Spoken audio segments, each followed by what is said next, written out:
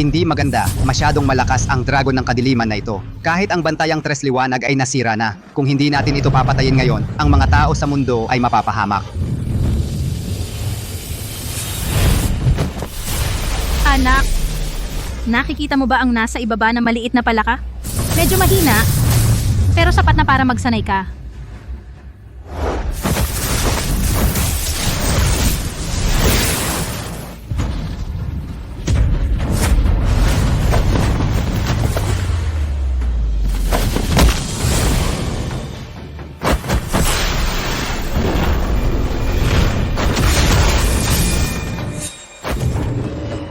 Ay hindi, ginulangan na naman ako ng guro ko. Hindi ito maliit na palaka, ito ay isang tunay na dragon. Hindi ko kayang labanan, takbo.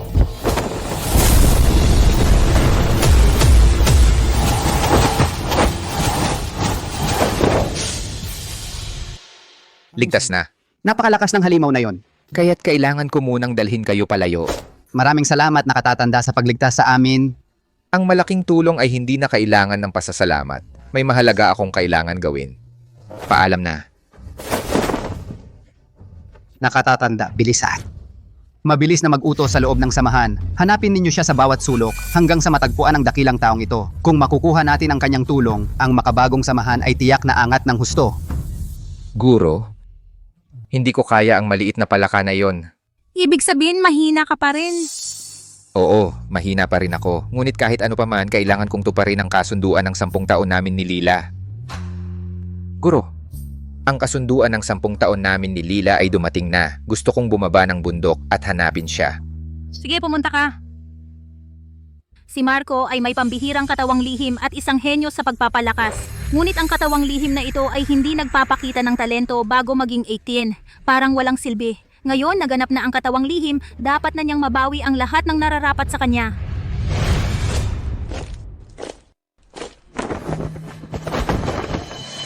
Tingnan ninyo si Lila. Papilang si pinakamagandang babae sa Luzon. Si Lila ay hindi lang napakaganda kundi apo rin ng Pinuno ng makabagong samahan na si Lorenzo Lopez. Sino man ang makatagpo sa kanya, ay magtatamasa ng magandang buhay at magkakaroon ng kapangyarihan. Binibini, malapit na ang tamang oras. Narito na ang lahat. Maari na bang simulan ang paligsahan? Hindi. May isa pang tao. Wala pa siya. Hindi magsisimula ang paligsahan. Binibining Lila, ang walang kwenta kong kapatid na si Marco, baka patay na sa labas. Bakit mo pa siya hinihintay? Mas mabuti pang pakasalan mo ako, si Daniel. Hayaan mo akong makita ang napakaganda mong mukha.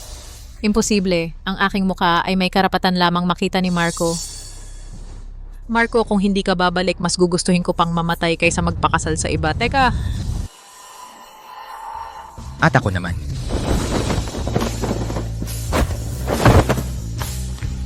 Lila,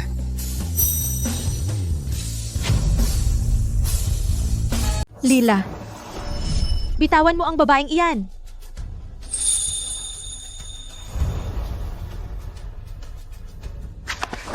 Ikaw, na walang espiritual na ugat, walang kwenta. Gusto mo pa maging bayani? Gulpiin ninyo siya.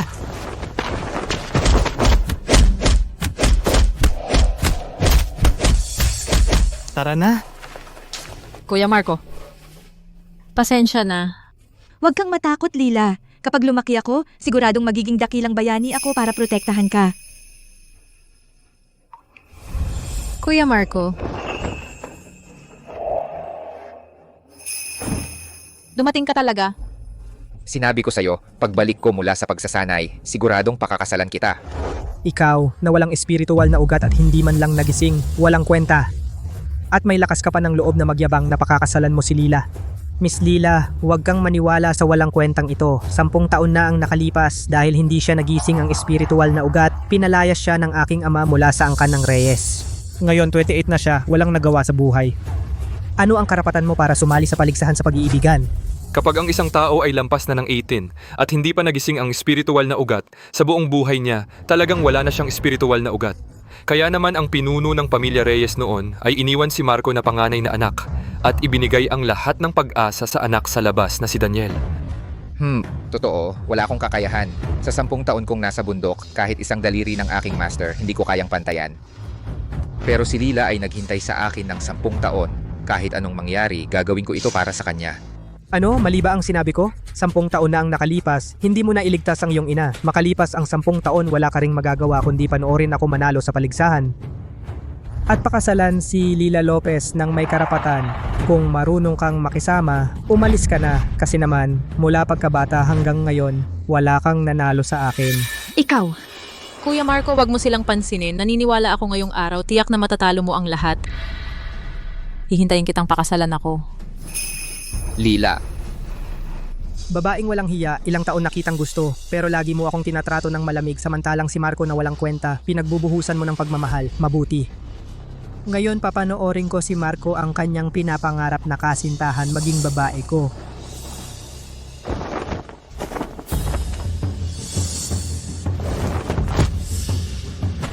Bati kay Lolo Arturo, pagpupugay kay Lolo Arturo. Tay, bakit ka narito? Kakakuha ko lang ng balita.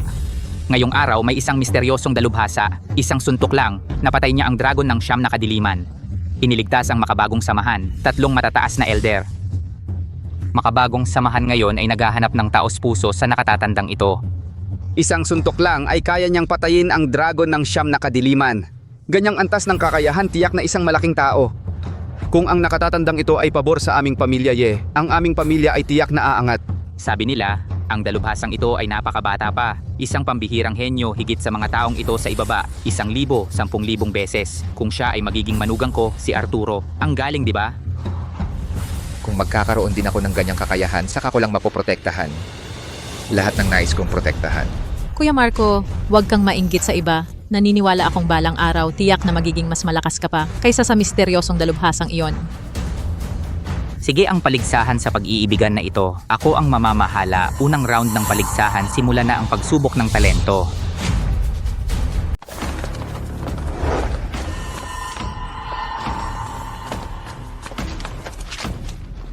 Lahat kayo. Ang patay na punong ito sa harap natin ay may kakayahang sukatin ang inyong talento at espiritual na ugat. Pagkatapos magsimula ng paligsahan, kailangan lang ninyong ilagay ang inyong sariling espiritual na enerhiya sa punong ito upang mapanatili ang buhay nito. Ang may katamtamang talento ay magpapasibol at magpapalago ng dahon. Ang may pambihirang talento ay magpapamulaklak pa nito. Leo Lopez, paano kung walang kahit anong talento o espiritual na ugat, ano ang gagawin? Kung walang talento o espiritual na ugat natural, walang mangyayari. Paano? Sa inyo ba? May wala pang espiritual na ugat? Siyempre, meron siya iyon. Si Marco isang 28 anyos na hindi pa nagising, walang talento at espiritual na ugat na walang kwenta.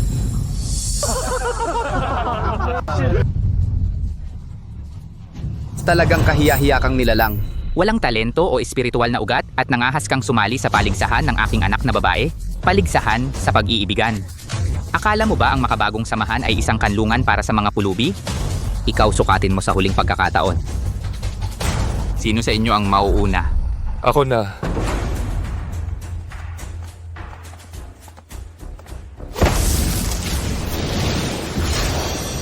Nagkaroon ng dahon katamtaman ng talento. Susunod. Namulaklak ang dahon katamtaman ng talento. Magaling susunod. Ang mga nauna ay lahat walang kwenta. Ngayon, ipapakita ko sa inyo kung ano ang tunay na henyo.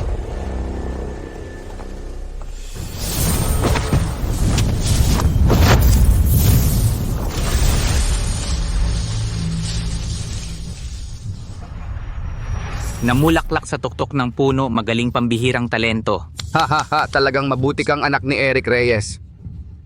Hindi tulad ng iba na puro yabang lang na nagpapahiya sa pangalan ng pamilya Reyes.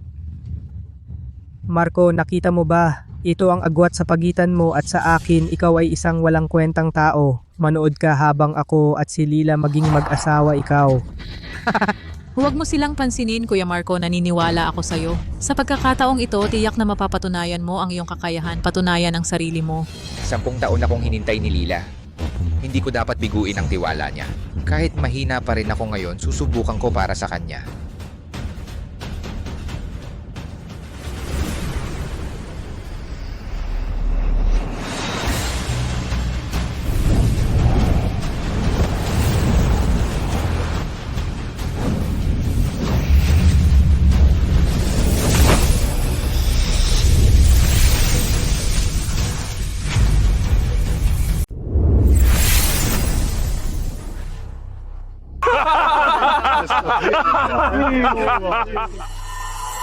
Talagang hindi pa rin kaya? Walang koneksyon, walang talento. Talaga namang isang walang talento at walang kwenta. Kahit ang misteryosong master na iyon, hindi man lang umabot sa 1%. Sayang lang ang oras ko. Anak, ito ba ang dahilan ng iyong pagtatago ng 10 taon? Kahit na maraming pintas, hinintay mo ang taong ito. Hindi siya karapat-dapat. Marco, balita ko, sa 10 taon, pumunta ka sa 10 bundok para sumunod sa isang master at mag-aral? Pero sa pagkakaalam ko, desyerto ang lugar na yon. Wala talagang mahusay doon. Sigurado ka bang pumunta ka lang naghahanap ng kuweba at nagtago ng 10 taon? Ikaw. Daniel, tumahimik ka. Si Kuya Marco ay hindi nagsisinungaling. Noong una, wala akong espiritual na ugat. Akala ng lahat ako ay walang pag-asa na maging cultivator. Si Kuya Marco lang ang nagsabi na kaya ko. Ngayon ako ay naging bahagi ng makabagong samahan bilang pinakamahusay na henyo. Kaya kung sinabi niyang may isang mahusay na tao, tiyak na mayroon. Kuya Marco, huwag kang mawala ng pag-asa. Unang round pa lang ito. May pagkakataon pa tayo. Si Lila lang ang nagsalita para sa akin. Para sa kanya, kahit gaano kahirap ang mga pagsubok, magpapatuloy ako. Sige na, tapos na ang unang laban. Ngayon sumunod kayo sa akin para sa ikalawang round. Lugar ng laban. Tara na.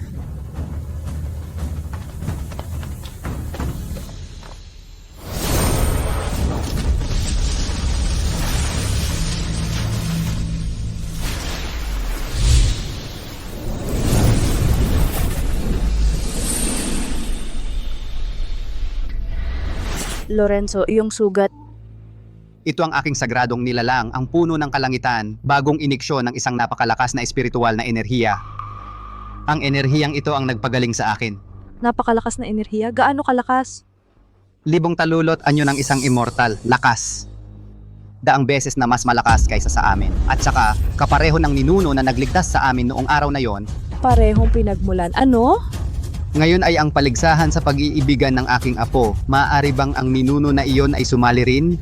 Ito ay mabuting balita. Bilis. Bilisan natin at salubungin siya. Huwag natin siyang pababayaan. Bilis. Round 2. Pagsubok sa puso ng landas. Ang hagdan na ito ay ang hagdan sa langit. Ang hagdan na ito ay ang hagdan sa langit. May 10 malalaking baitang ito. Ito ang makabagong samahan. Ito ang makabagong samahan. Ginawa mismo ni Lorenzo Lopez. Sinusukat nito ang puso ng landas ng umakyat. Kung mas mataas ang akyat mo sa hagdan, mas malakas ang presyo ng puso ng landas. Tingnan ninyo. Bawat malaking baitang depende sa presyon ay nagpapakita ang iba't ibang kulay ng glow ng presyon. Kung mas matingkad ang kulay, mas malaki ang presyo ng puso ng landas. Ang mas mataas na umakyat, mas mataas ang magiging tagumpay niya sa hinaharap. Ika-4 na baitang? Kung darating ang misteryosong ekspertong yon, malamang madali niyang matatapakan ang ika-10 malaking baitang. Sayang, ang mga taong tulad niya na maladyos ay hindi tiyak ang kanilang kinaroroonan. Mga walang kwenta.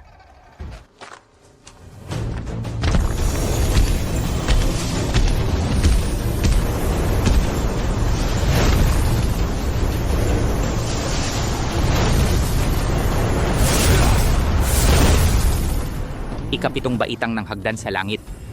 Mabuti, ibig sabihin, ang iyong puso ng landas ay hindi napapahuli sa 3 pinuno. Ang iyong tagumpay sa hinaharap ay walang hangganan. Ang kakayahan ni Daniel ay katumbas lang ng isang 10,000 ng kakayahan ng ekspertong iyon. Pero itinuturing pa rin siyang pambihirang tao. Sapat lang siya para maging manugang ko. Marco, ikaw naman, umakyat ka na at magpahiya. Kung mas marami kang kahihiyan, lalo kang hindi karapat-dapat pakasalan si Miss Lila. Pero huwag kang mag-alala, kapag ikinasal na kami ni Miss Laila sa kasal namin, iyaya ka namin. Kung tutuusin, ikaw ay itinuturing na kalahating bayani.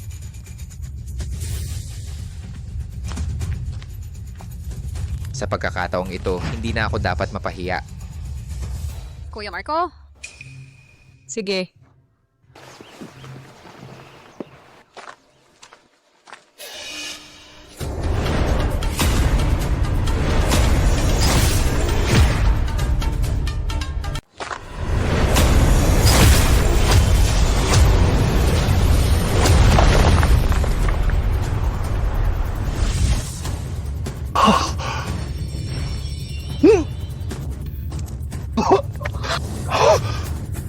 Hindi maganda ang inilagay ko sa hagdan sa langit yung estatwa sa ika-10 baitang. Bigla itong nabasag ng isang tao. Paano nangyari iyon? Yung estatwa sa hagdan sa langit ay meron itong kalahati ng iyong lakas. At mayroon pang espesyal na patakaran ng puso Maliban na lang kung may taong may lakas at puso na mas higit pa sa iyo. para mabiyak ang estatwa sa isang iglap. Ikalawang yugto ng paligsahan sa pag-iibigan ay ang pagsubok ng puso sa hagdan sa langit. Tiyak na iyon ang ekspertong nagpamulaklak ng libu-libong bulaklak. Kumilos na. Ang ganitong dalubhasa ay sumali sa paligsahan ng aking apo. Paligsahan sa pag-iibigan ay isang biyaya para sa makabagong samahan. Itong si Arturo, kung pakakawalan niya ang mapapangasawa ng apo ko, papatayin ko siya. Tara na, bilisan natin at hanapin ang mapapangasawa ng apo ko. Dali!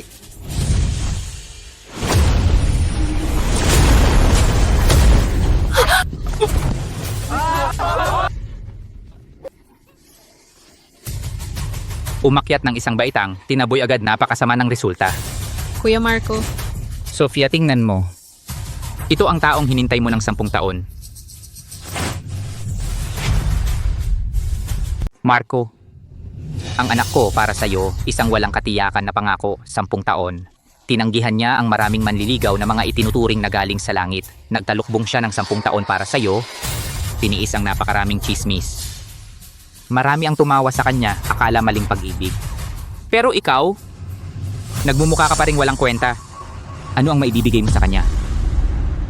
Si Lila ay nagbigay ng sobra para sa akin, pero paulit-ulit ko siyang binigo. Hindi ako karapat-dapat sa kanya.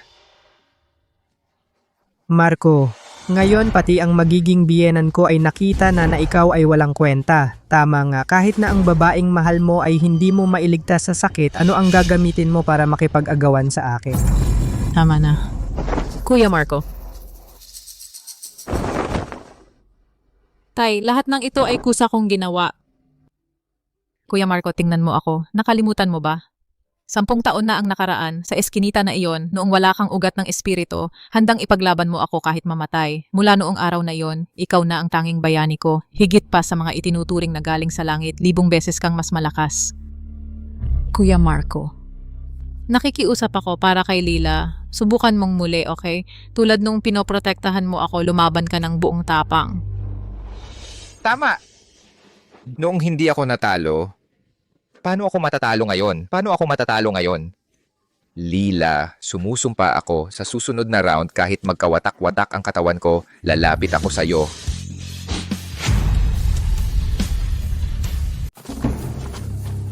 Ikatlong round, ang aking anak na babae ang siyang magsasagawa ng praktikal na pagsusulit. Kung sino ang makatalo sa kanya, siya ang magiging panalo sa paligsahan sa pag-iibigan. Kuya Marco, huwag kang mag-alala. Iingatan ko ang entablado at hindi ako matatalo kanino man. Ikaw lang ang gusto kong pakasalan. Binibining Lila, ang isang mabuting lalaki ay dapat katulad ng misteryosong eksperto na nagligtas kay Lorenzo Lopez. Dapat siyang mangibabaw sa lahat. Samantalang si Marco na isang duwag ay hindi karapat-dapat na maging asawa mo. Ako lang ang makapagsasabi kung karapat-dapat siya.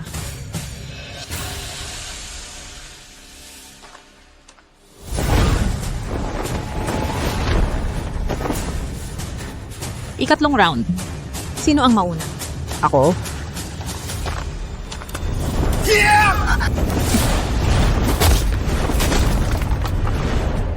Ako.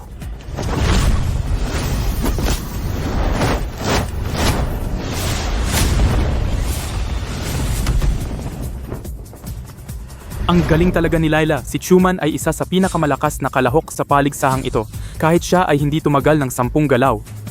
Para kay Marcos na walang kwenta, ipagtatanggol mo ang entablado? Panaginip!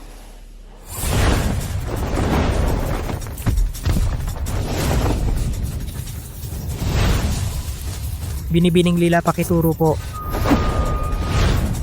Sige.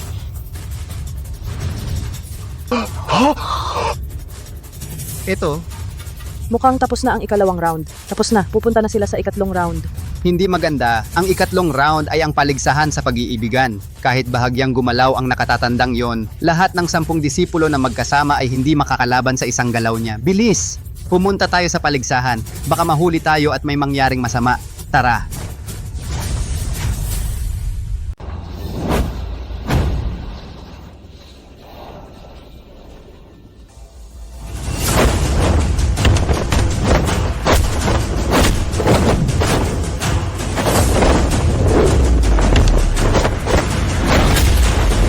Lila.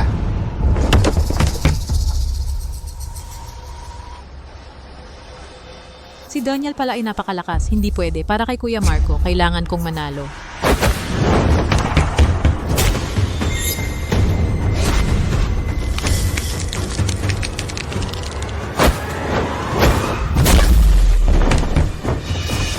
Lila, Binibining Lila tapos na ang laban. Sinabi ko na, ngayong araw ang makakapangasawa sa iyo ay ang paborito ng langit.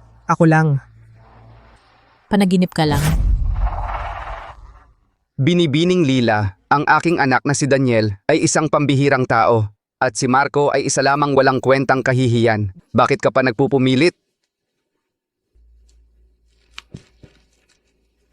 Si Kuya Marco ay hindi walang kwenta. Naniniwala ako na balang araw siya ay tatayo sa itaas ng mga ulap at hihiyain kayong lahat. Ikaw, Daniel, kahit si Kuya Marco ay hindi mo kayang pantayan kahit isang bahagi sa 10,000.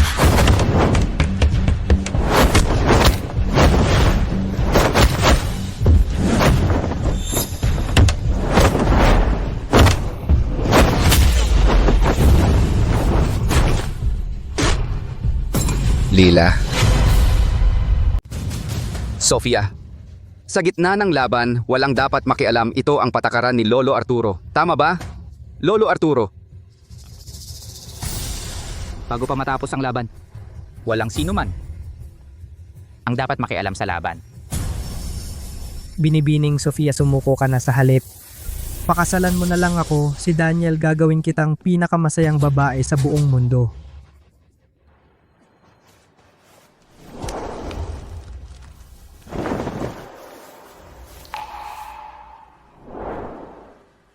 Ako, si Sofia, ay hindi susuko. Ngayong araw, kahit mamatay ako sa ring na ito, hindi ako magpapakasal sa iba maliban kay Kuya Marco kanino man. Mangmang ka. Binibining Sofia, pinangarap ko ang sandaling ito. Sa loob ng 10 taon. Gusto kong gawin ito, matagal ko nang ninanais. Ngayon gusto kong sabihin mo mismo na ako lang, si Daniel ang makapag-alis ng iyong belo at makita ang iyong napakagandang muka. Ang aking belo, si Kuya Marco lang ang pwedeng mag-alis nito.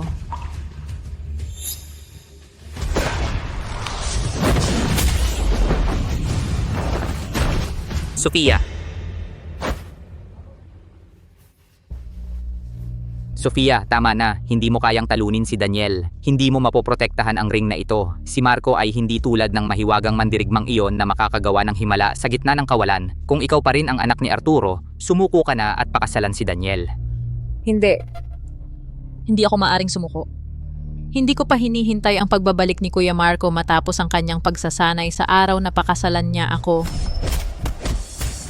Sofia, huwag kang matakot. Kapag lumaki ako, tiyak na magiging isang bayani na magpoprotekta sa iyo. Naniniwala ako kay Kuya Marco. Kaya hindi ako maaaring sumuko. 10 taon na akong naghintay. Hindi ito matatapos ngayon. Ako si Sofia. Hindi ako susuko.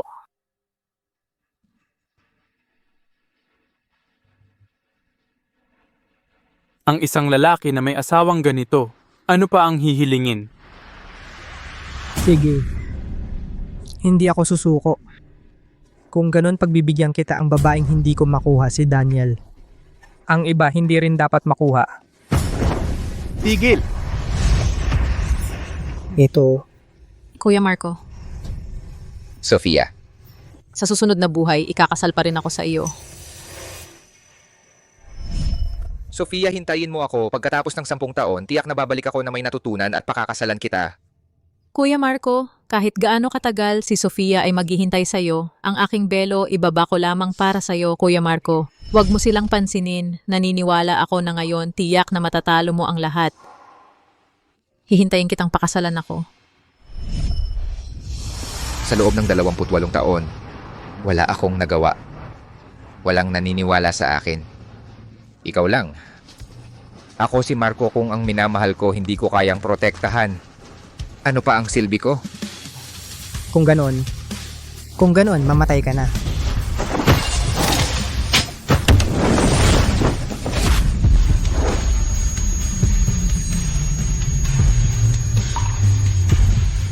Tigil.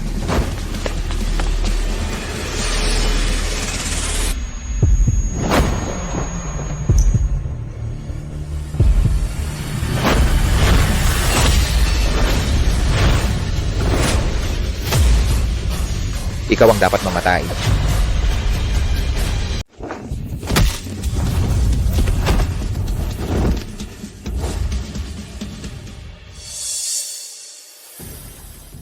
Buwisit! Sa gitna ng laban, sino ang nagpahintulot sa iyo na umakyat at sumalakay ng patalikod? Marco, sinabi ko na, sa gitna ng laban walang sino man ang pwedeng umakyat at makialam. Ang sinabi ko, itinuring mo bang hangin lang? Bumaba ka agad? Lila, ayos ka lang? Kuya Marco, umalis ka na. Nilabag mo ang patakaran. Hindi ka patatawarin ng tatay ko. Patakaran? Si Lila, para sa akin ay nagdusa ng 10 taon. Ang inyong mga patakaran ay hindi man lang siya pinrotektahan. Si Lila ay napilitan sa bingit ng kamatayan. Ang inyong mga patakaran nasaan? Mula ngayon, ang patakaran ko, si Marco ang siyang magiging patakaran. Kuya Marco. Nakakatawa. Marco, ang ginawa mo ay manloko lang para ako ay umurong. Akala mo ba talaga ikaw ay isang talunang biglang nanalo? Dahil sa pandaraya, nakayanan mo lang ang isang galaw ni Eli. Ngayon, harapang lumaban kay Eli, Marco, patay ka na. Walang kakayahan. Kahit mamatay, protektahan ko siya. Hindi mamatay ka na.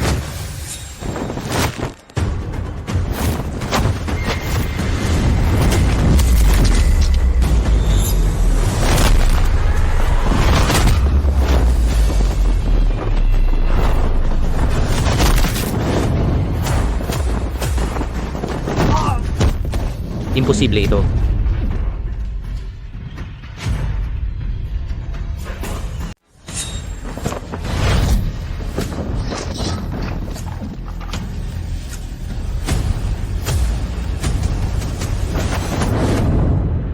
Imposible! Daniel, kamusta ka? Isang hampas lang si Daniel, isang hampas lang ni Marco ay lumipad. Ito ang henyo ng Luzon. Wala lang.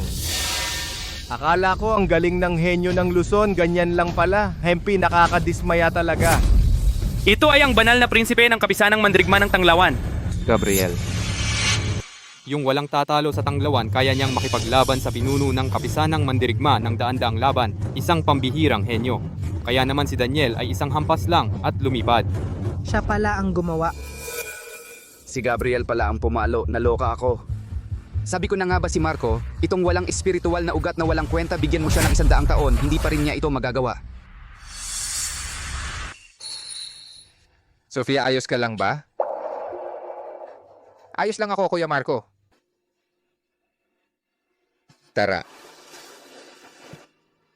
Hindi si Gabriel iyon ang gumawa kundi itong binata. Ang napakalawak na espiritual na enerhiya na parang karagatan ay hindi maaaring peke. Kung ikukumpara ang tira ni Daniel kanina sa isang batis, siya ay isang napakalawak na karagatan. Itong binata, sobrang lakas bakit siya nagpapanggap na walang kwenta. Pero itong binata ay may ganitong kakayahan. At kay Sofia ay may matinding pagmamahal. Ay karapat dapat maging manugang ko.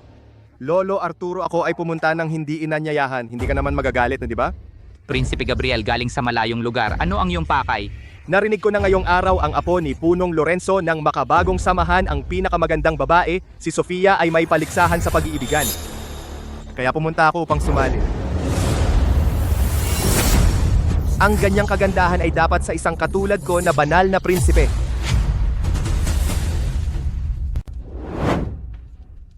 Mga batang mangzo, pumunta kayo sa Luzon para magulo at gusto ninyong pakasalan ang apo ko. Panaginip! Lorenzo, matanda ka. Huwag kang mainit ang ulo. Ang usapin ng mga bata, hayaan mo ang mga bata. Sila na ang bahala.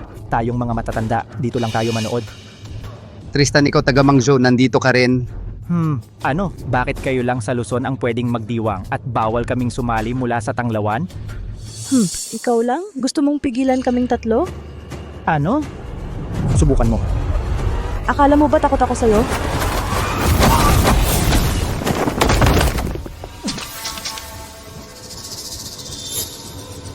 Antas ng Diyos? Naabot mo na ang antas ng Diyos! Kaya Lorenzo, sinabi ko na sa iyo ang usapin ng mga bata, hayaan mo na silang mag-ayos. Pagkatapos ngayon, baka maging magkaugnay tayo. Hahaha. Sino ang may gusto maging kamag-anak sa'yo, ikaw na taga Mangzo? Pero ang matandang iyon ay naroon din. Kung nandyan siya, hindi nabanggitin si Gabriel. Kahit si Tristan ang matandang taga-Mangjo, siya mismo ay pumunta ay hindi magiging pantay. Sige, dahil gusto ni Tristan, manonood ako ng magandang palabas kasama ka. Baka sa oras na yon, ikaw ang magalit. Magalit, haha. Ang alaga ko sa kanyang henerasyon, hindi pa siya natalo. Baka ikaw ang magalit sa huli. Paligsahan sa pag-iibigan, hindi naman ito nakasaad para lang sa mga taga-Luzon. Eh di ganon, sasali ako alinsunod sa patakaran. Prinsipe Darius, bilang isang taga-ibang lupain, gusto mong pakasalan ng anak ko, kailangan mo munang patunayan ang sarili mo. Kailangan mong talunin lahat ng Mga kalahok sa paligsahan. bago ka maituring na panalo. Hahaha, ano naman ang hirap doon? Yan ang gusto ko. Sino sa inyo ang hindi sang-ayon? Sige, lumaban kayo. Kung walang lalaban, ang pinakamagandang babae sa Luzon ay magiging akin. Ikaw na duwag na nandaraya lang, kung may tapang ka, makipaglaban ka sa akin, si Eli Reyes, ng patas at marangal. Oo nga, si Darius Cruz ay nandaya para talunin si Eli. Kung diretsahan ng laban, baka si Eli ang makatalo kay Darius at ipagmalaki ang Luzon. Eli, Ipakita mo ang galing ng Luzon. Eli, huwag mong sayangin ang reputasyon ng mga mandirigma ng Luzon. Ipagmalaki ang pangalan ng pamilya Reyes. ipapakita ko sa iyo, barbarong taga-ibang lupain, ang galing ng henyo ng Luzon sa loob ng 100 na galaw talunin kita. Ako? Talunin mo ako? Hahaha, narinig nyo ba? Ang henyo ng Luzon magaling mangarap. Hahaha. Prinsipe, ang henyong ito ng Luzon, hindi lang mahina ang kakayahan, bobo pa, hahaha. Pala ka sa ilalim ng balon, naglakas loob na sabihing matatalo ang prinsipe? Halika tingnan natin kung paano mo ako matatalo sa 100 na galaw.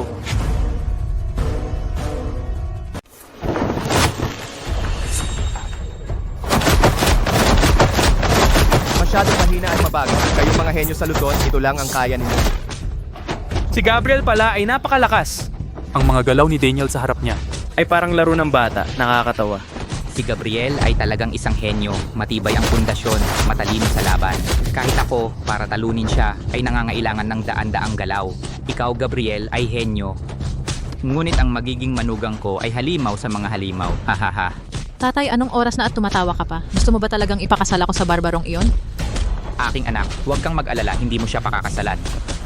Mahirap ba ang isang kamay? Parang kaya ko rin. Huwag mo akong hamakin. Hamakin ka? Karapat dapat ka bang hamakin ng banal na Gabriel? Gusto ko lang malaman mo na masyado kang mahina. Tapos na ang laro.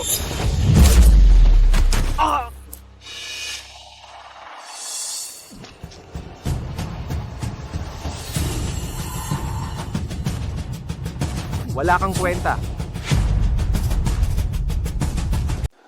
Walang kwenta. Daniel, ayos ka lang ba? Itong si Daniel ay ang inyong Luzon, ang henyo ng bagong henerasyon. Hindi sapat. Ang alaga ko kahit kalahati ng lakas ay hindi pa ginamit. Ang henerasyon ninyo ay mahina. Tristan Santos. Huwag masyadong mayabang. Hindi pa tapos ang laban. Matigas ang bibig. Tingnan natin ang inyong Luzon kung ano pang tao ang mailalabas ninyo. Sino pa? May hindi sang-ayon pwedeng umakyat. Ako, si Darius, ay magpapakita pa rin ng awa gamit ang isang kamay. Kanina, hindi ba kayo maingay? Bakit? Ngayon ay tahimik?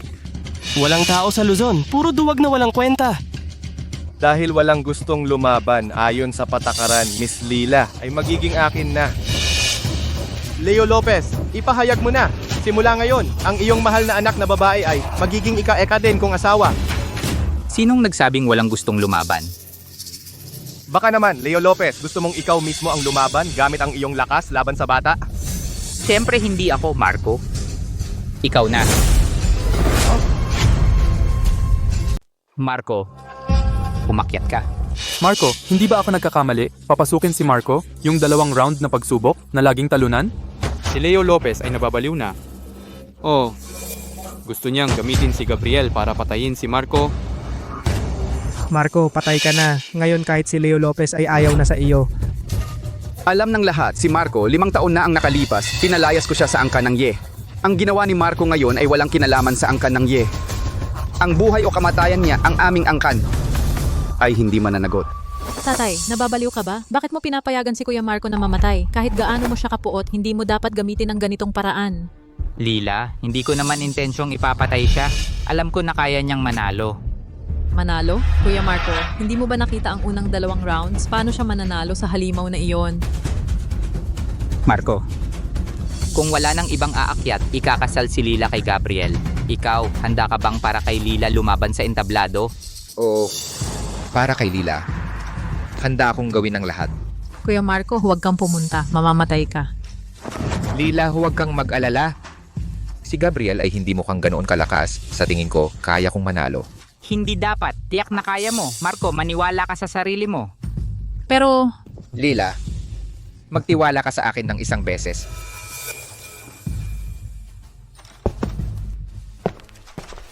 tatay, pangako mo sa akin si Kuya Marco, kung may panganib, iligtas mo siya agad. Kung hindi, hindi ko kayo mapapatawad. Lila, huwag kang mag-alala. Ang nasa panganib ay hindi siya.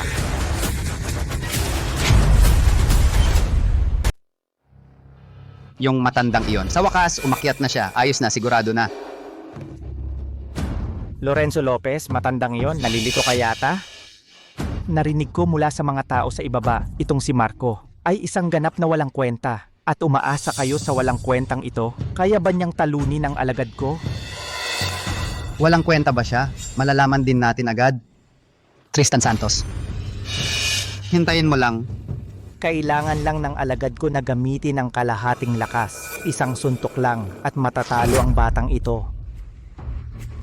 Ikaw ang lalaking yon kanina na nagsabi sa ilalim ng entablado. Ako, ang banal na anak, ay mukhang hindi gaanong malakas. Oo nga, sa tingin ko, hindi ka rin naman ganun kalakas. Sige. Ang banal na anak ay naghari sa tanglawan ng maraming taon. Ito ang unang beses na makatagpo ng tulad mo, isang tangang walang takot. Ayos, Marco. Malapit ka nang mamatay. Matigas pa rin ang bibig mo. Sa palagay mo ba ay masyadong mahaba ang buhay mo? Nagpapakamatay ka. Nagbago na ang isip ng banal na anak. Noon ay gusto kitang talunin sa isang suntok, pero ngayon, gagawin kitang walang kwenta sa isang suntok. Mamatay ka na! Marco, ingat. Ang suntok na ito, tapos na ang walang kwentang ito. Mabuti nang matalo. Wala na, walang problema. Hindi ka ba kumain? Ang hina ng lakas mo. Ito, paano nangyari ito? Nakuha mong saluhin? Ang hina ng suntok na to, bakit hindi ko to masalo? Hindi ba siya basura na walang talento? Paano niya nasalo? Ang suntok ni Gabriel? Baka si Gabriel ay niloloko lang siya. Sinadya niyang ipasalo sa kanya. Oo, tama. Niloloko ni Gabriel ang basurang to. Tama. At sinadya pa niyang ipasalo ang suntok na to sa basura. Kung hindi ang seryosong suntok na ito ni Gabriel, kahit ako hindi to masalo, paano to masasalo ng basura?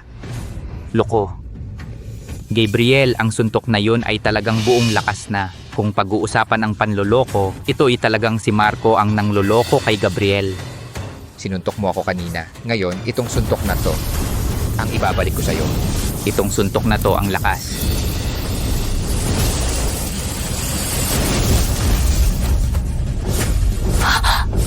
Ano?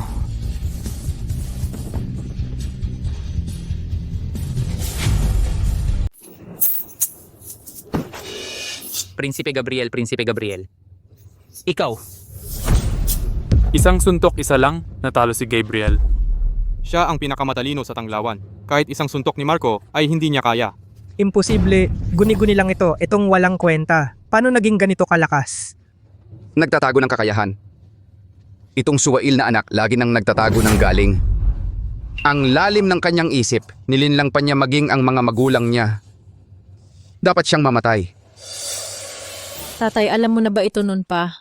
oo, Kaya pumayag ka sa hindi makatwirang kahilingan ni Gabriel. Alam mo na noon pa na mananalo si Marco. ang lalim ng batang to di masukat. Ano? Natalo si Gabriel? Walang alam na bata. Naglakas loob kang sakta ng alaga ko? Kailangan mong mamatay. Masama ito. Bata, paano ka nangahas na manakit ng ganyan? Nasaktan mo si Darius Cruz. Patay ka na, hindi ka hahayaan ng aming pinuno. Ay, pero siya ang unang sumuntok sa akin. Sinuntok niya ako. Sinuntok ko rin siya. Patas lang. 'Di ba? Sinong mag-aakala na mahina siya? Hindi niya kinaya. Kasalanan ko ba 'yon? Walang galang na bata. Paano mo nagawang saktan ng malala ang aking alagad? Babayaran mo ito ng iyong buhay. Mamatay ka na. Mag-ingat po! Si Tristan Santos, ang pinuno ng kapisanang mandirigma. At si Lorenzo Lopez ang pinuno ng makabagong samahan. Mali-mali, si Lorenzo Lopez ay nasa pinakamataas na sanggol na diwa. Si Tristan Santos ay nasa pinakamataas na sanggol na diwa rin. Bakit si Lorenzo Lopez ay mukhang hindi naman talaga katapat ni Tristan Santos? Walang kwenta ang pagtutol mo.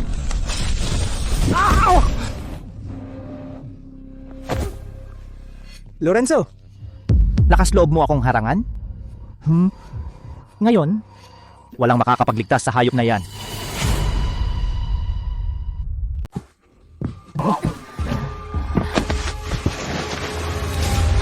Lolo, okay ka lang ba?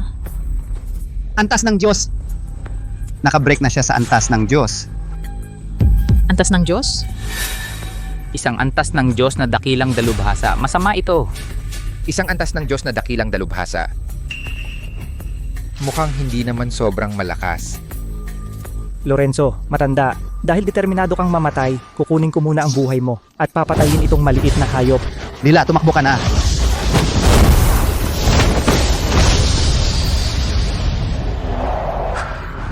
Talagang nahawakan ko? Nahawakan ang Panginoong Lorenzo ay... Nahawakan ang palad ni Tristan Santos. Paano mo nangyari ito? Ikaw, isang Yuan Ying lang. Paano mo naharangan ang aking palad na antas ng Diyos at hindi ka natalo?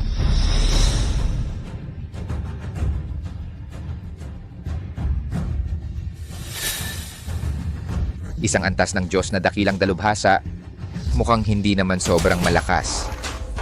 Kaya pala, ang tumanggap ng palad na ito ay hindi si Panginoong Lorenzo kundi si Marco. Ang palad ng antas ng Diyos na dakilang dalubhasa ay madaling naharangan. Anong klaseng halimaw itong si Marco?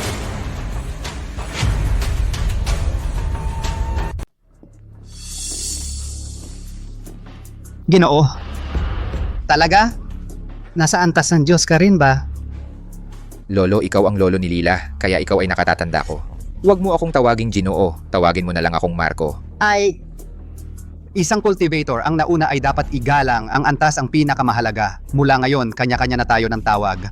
Tatawagin kitang Ginoo. Ikaw at si Lila ay pareho. Tawagin mo na lang akong lolo. Sige. Bata. Sino ka ba talaga? Ako si Marco.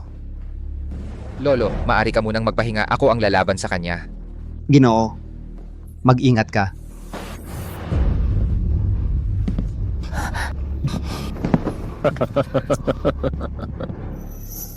Hindi ako naniniwala. Sa buong mundo, may ganito ka bata, dakilang antas ng Diyos na cultivator, tiyak na nagpapanggap ka lang. Mamatay ka. Antas ng Diyos. Siya? Paano siya naging antas ng Diyos? Hindi. Imposible. 5 taon na ang nakalipas, hindi man lang siya marunong makaramdam ng espiritual na enerhiya. Walang silbi. Ito, imposible. Naintindihan ko na. Si Marco ang hinahanap ng makabagong samahan. Sa lambak na sa isang suntok ay tinalo ang dragon ng siyam na kadiliman, misteryosong eksperto. Ganon pala. Ganon pala. Ako ang tunay na ama ni Marco. Kapag nagsalita ako, tiyak na makakabalik si Marco sa pamilya, ye.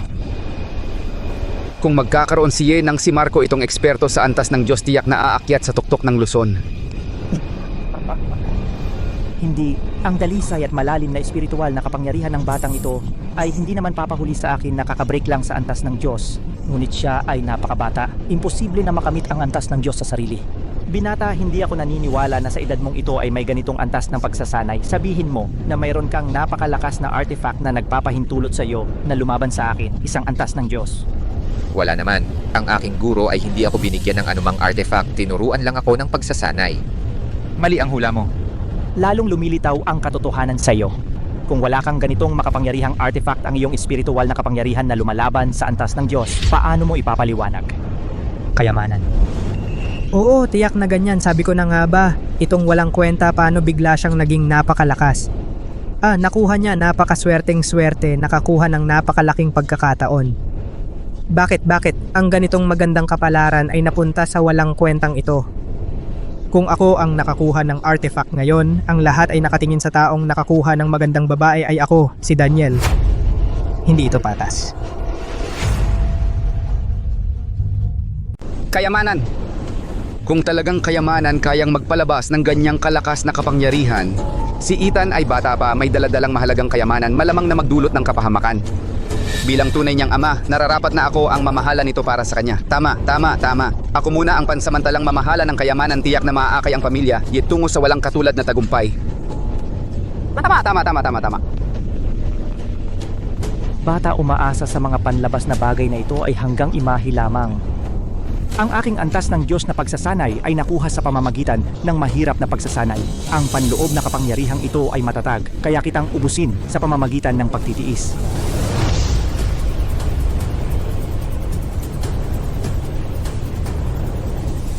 Ano ang nangyayari? Ang tibay ng kayamanan na ito ay talagang kahanga-hanga. Kung magpapatuloy ito, ang aking espiritual na enerhiya ay nauubos, malamang na talagang matatalo ako sa isang hindi inaasahan. Isang malaking praktisyoner ng antas ng Diyos.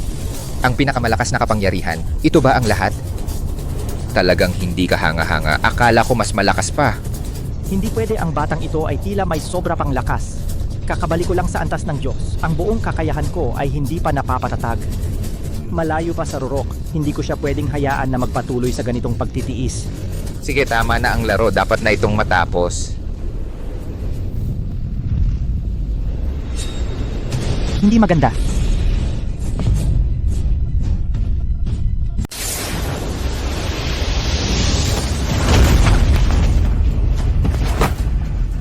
Hoy, bakit biglang umatras? Hindi pa nga ako gumagamit ng lakas eh.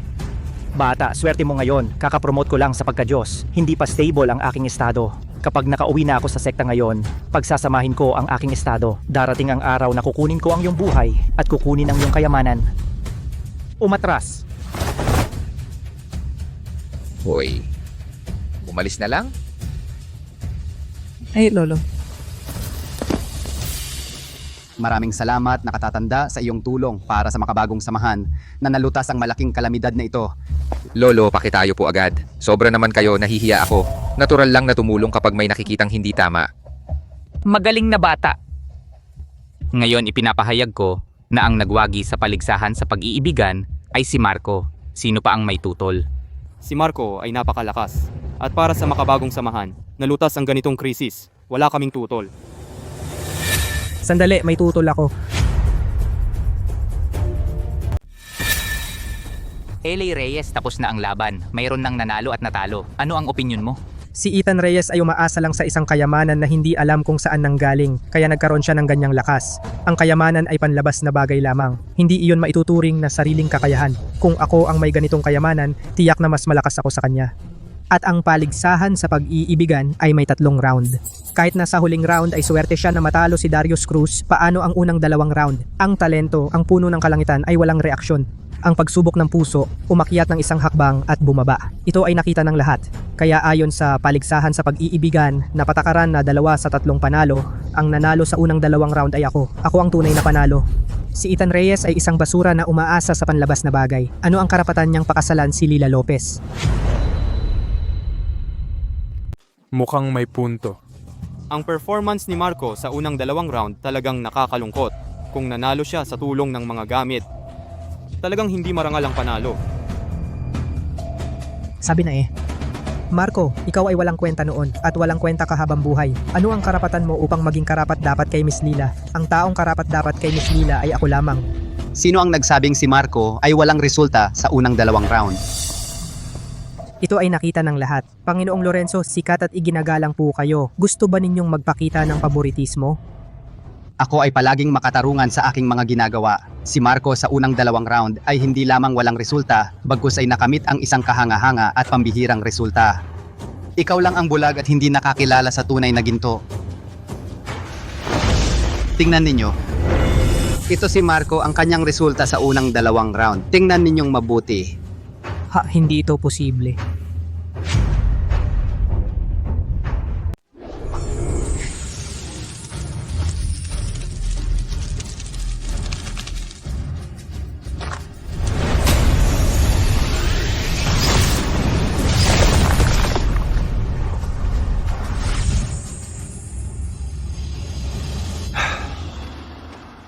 Hindi tayo makakapantay kay Marco.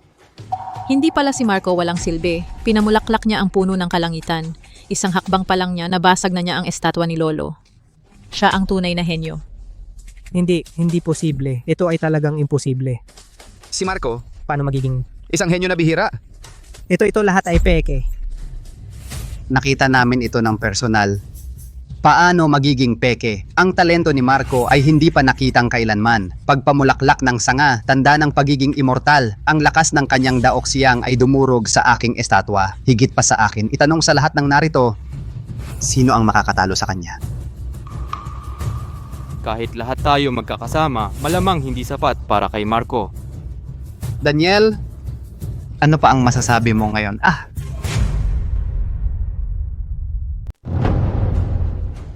May tao, ang mga manggugulo na sumisira ng kaayusan, palayasin sa makabagong samahan.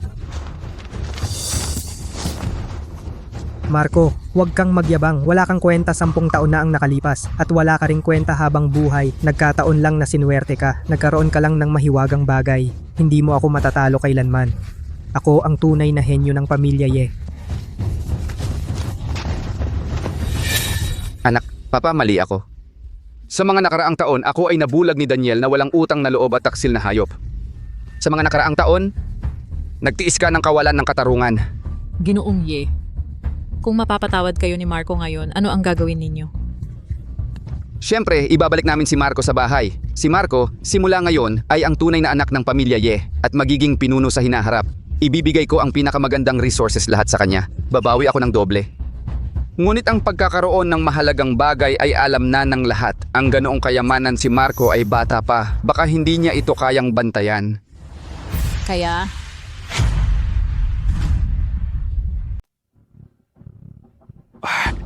Kung ibibigay mo ang kayamanang ito, ipagkatiwala mo sa akin. Susugal ako ang matandang katawan ko, haharangin ko para sa iyo ang mga nagnanais na mang-agaw. Kapag sapat na ang lakas mo, ibabalik ko ang kayamanang ito sa iyo ng buo. Ano sa tingin mo? ang dami niyo tong sinabi sa bandang huli. Ang gusto niyo ay si Kuya Marco lamang at ang kayamanang nasa kanya. Wala na kayong kahit anong tunay na pagsisisi at pagmamahal. Sa totoo lang, wala akong anumang kayamanan. Naku, anak, bakit mo pa ako niloloko ngayon? Kung hindi dahil sa kayamanang iyon, paano ang iyong antas ng Espiritu Diyos? Ano ang paliwanag mo? 10 taon na ang nakalipas, ikaw ay isang taong hindi kayang magsanay. Ordinaryong tao. Sa loob ng 10 taon, mula sa pagiging ordinaryong tao hanggang sa antas ng Espiritu Diyos, kung sasabihin ito kahit isang 3 taong gulang na bata ay hindi maniniwala. Ginagawa ko ito para sa ikabubuti mo. At para sa pamilya Ye, ibigay ang kayamanan sa pamilya para ingatan. Mapoprotektahan ang iyong kaligtasan at mapapalakas ang ating pamilya, 2 magandang bagay sa isa. Halika. Ibigay mo ang kayamanan sa akin.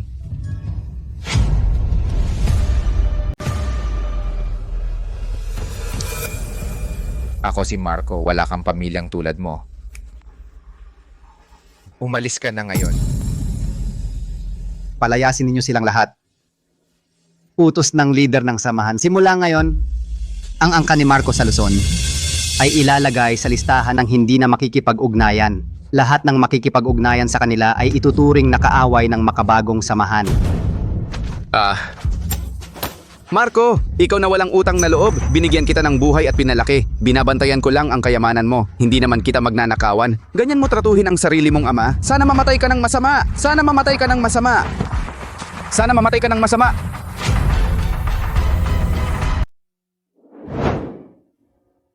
Lolo Ricardo, hindi naman sa tingin mo may kayamanan ako. Nagbibiro kayo nakatatanda. Kayo ang aming 3 tagapagligtas at nagligtas sa makabagong samahan.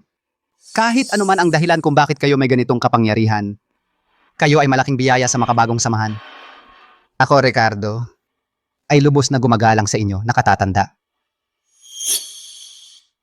Kuya Marco, kahit may kayamanan ka o wala ka man ay henyo o mahina, mahal pa rin kita. Ikaw ang mapagmahal at tapat tumutupad sa pangako. Kuya Marco, magpakailanman. Hindi pa kayo kasal, parang iba ang iyong pinapanigan. Sobrang lala. Kung sakaling ikasal kayo, ang tatay mong ito kailangan ng tumabi.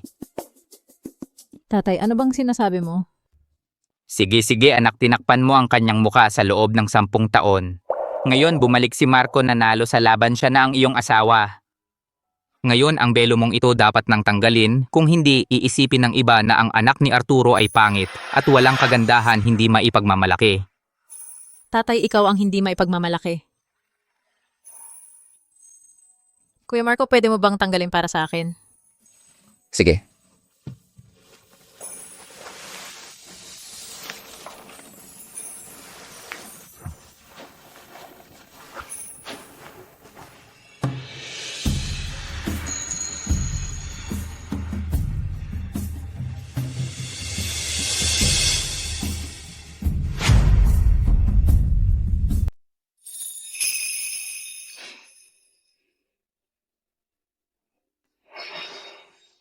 Ang ganda, sobrang ganda, para siyang diyosa. Hindi nakakapagtakang siya ang pinakamaganda sa Luzon. Totoong hindi siya overrated. Ito ang aking anak na babae, swerte mo Marco. Mabuti. Bagay na bagay sila, itinakda ng tadhana. Dapat pumili tayo ng magandang araw para ikasal sila. Tara, pumunta tayo ngayon para pumili ng araw.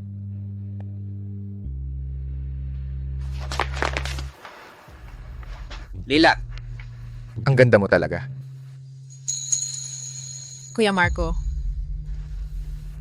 Lila, noong 10 taon na ang nakaraan, nangako ako sa'yo na aakyat ako sa bundok para matuto ng martial arts. Kapag natapos na ako at bumalik, pakakasalan kita. Ngayon, sa wakas nagawa ko na. oo, alam ko naman na kaya mo yan, Kuya Marco.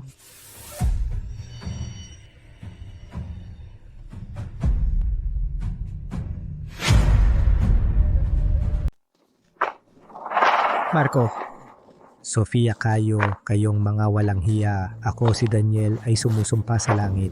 Siguradong mamamatay kayo ng masama.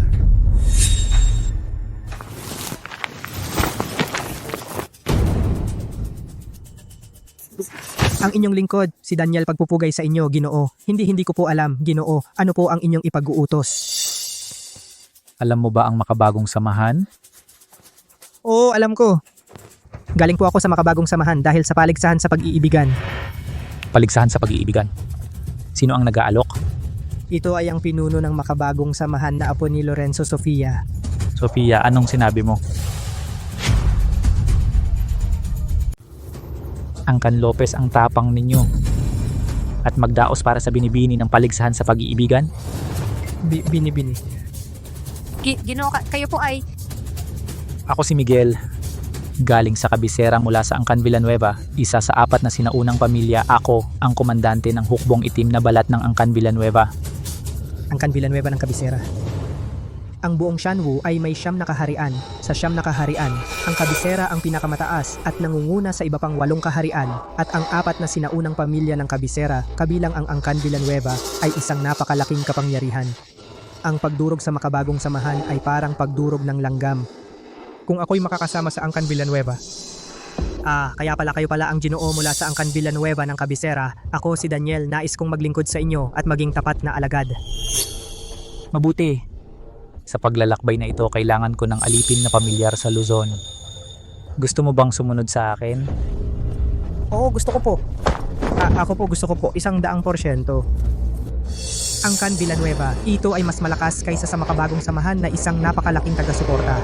Kung ako'y mapansin ng Angkan Villanueva, ako si Daniel, hindi na mag-aalala na muling bumangon.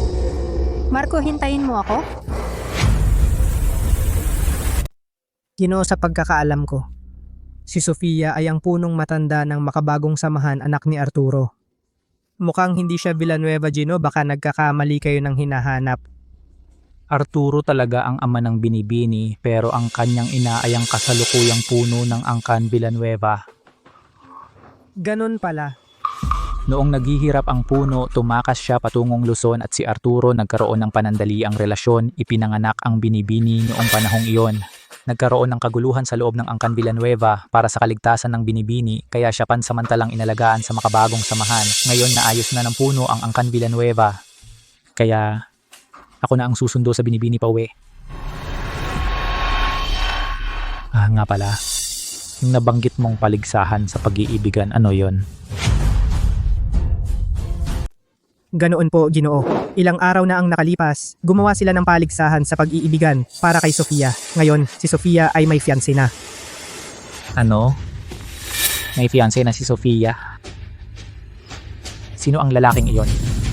Ginoo, iyong lalaki ay isang walang kwentang walang kakayahan. Sa paligsahan, nanalo siya sa pamamagitan ng masamang paraan. Siya ang nanalo. Isang hamak na walang kwenta ay nangahas na hawakan si Sofia?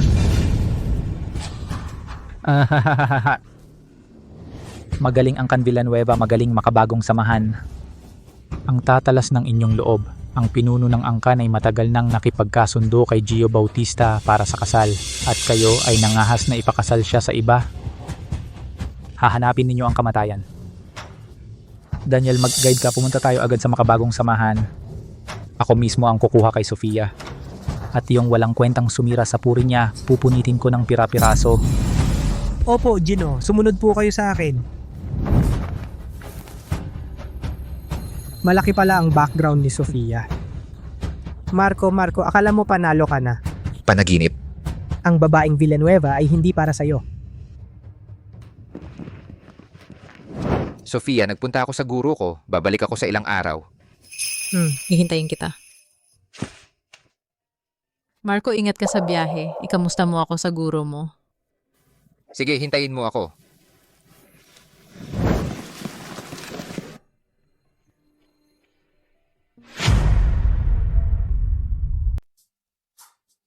Tatay nitong mga nakaraang araw katatapos lang ng paligsahan. Ngayon ay gusto mong pag-usapan ng kasal. Ganyan ka ba kabilis? Ang iyong pinakamamahal na apo ay ipakasal na. Hindi ako ang nagmamadali. Kundi may ibang tao.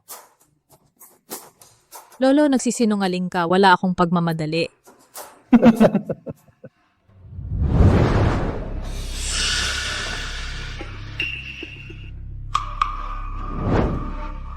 Sino ka? At nangahas kang pumasok sa makabagong samahan ko? Kakaiba. Ang aura na ito, pamilyar ito sa akin, parang nakita ko na sa isang lugar.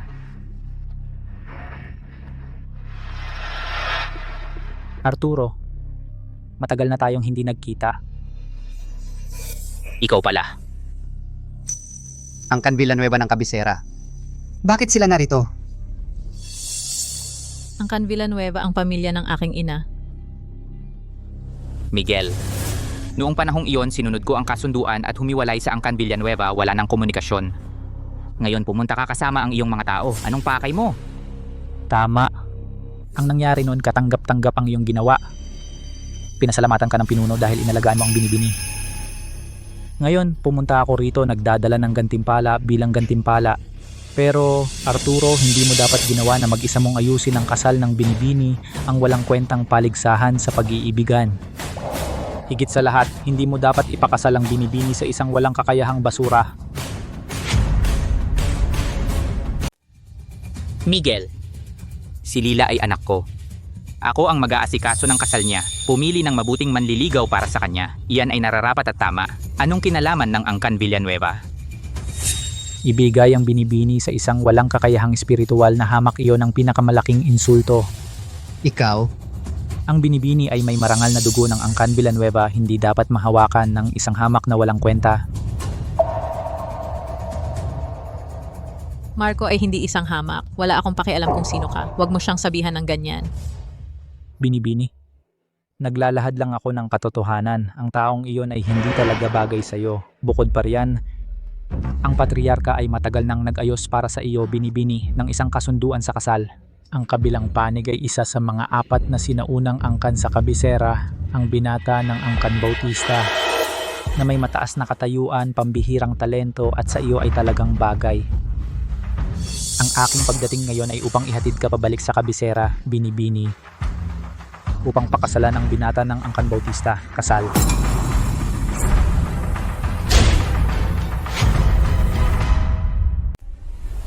Kasunduan. Ang anak kong babae ay may kasunduan na sa kasal. Malapit na silang ikasal. Hindi kailangan ang pakikialam ng Can Villanueva. Tama ako, si Lila Lopez. Sa buong buhay ko, si Ethan Reyes lang ang aking pakakasalan. Kahit na sino pang Gio Bautista, wala akong pakialam. Rafael Villanueva, ang sapilitang pag-ibig ay hindi magtatagal. Pakisuyong umalis ka na. Sabihin mo sa pinuno ng Angkan Villanueva, hayaan ninyong magsama ang dalawang nagmamahalan. Hayan. Sa akala ninyo ang pangyayaring ito ngayon, ay nasa inyo ba ang pagpili? Ikaw anong ibig mong sabihin? Ang ibig sabihin, ako mismo ay pumunta ngayon para sunduin ang binibini pabalik ng kabisera. Ito ay dapat mangyari. Pumayag ka man o hindi, susunduin ko pa rin. Walang galang?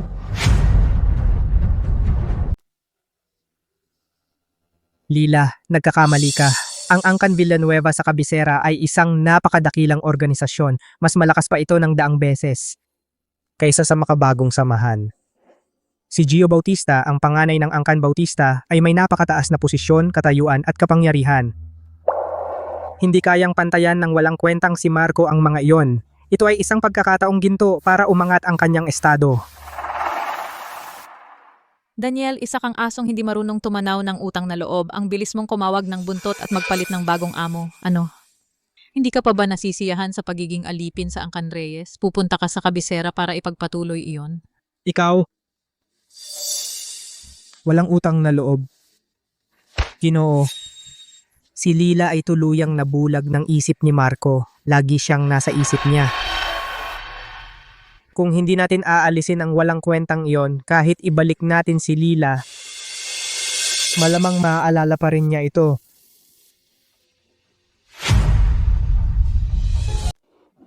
Ang insektong sumira sa puri ng binibini, hindi ko siya hahayaang mabuhay sa mundong ito.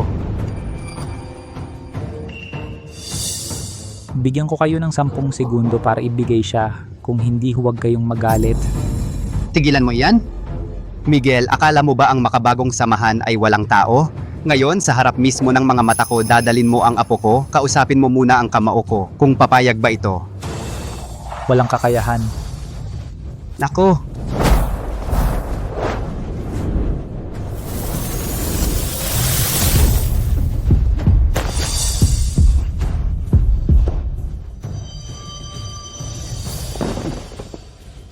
Parang ipis na sumalpok sa gulong. demigod. Ikaw ay isa ring demigod.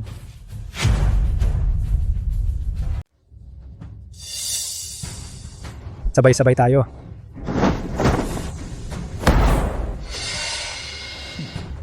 Mga langgam lang. Hindi makagalaw. Sumpa!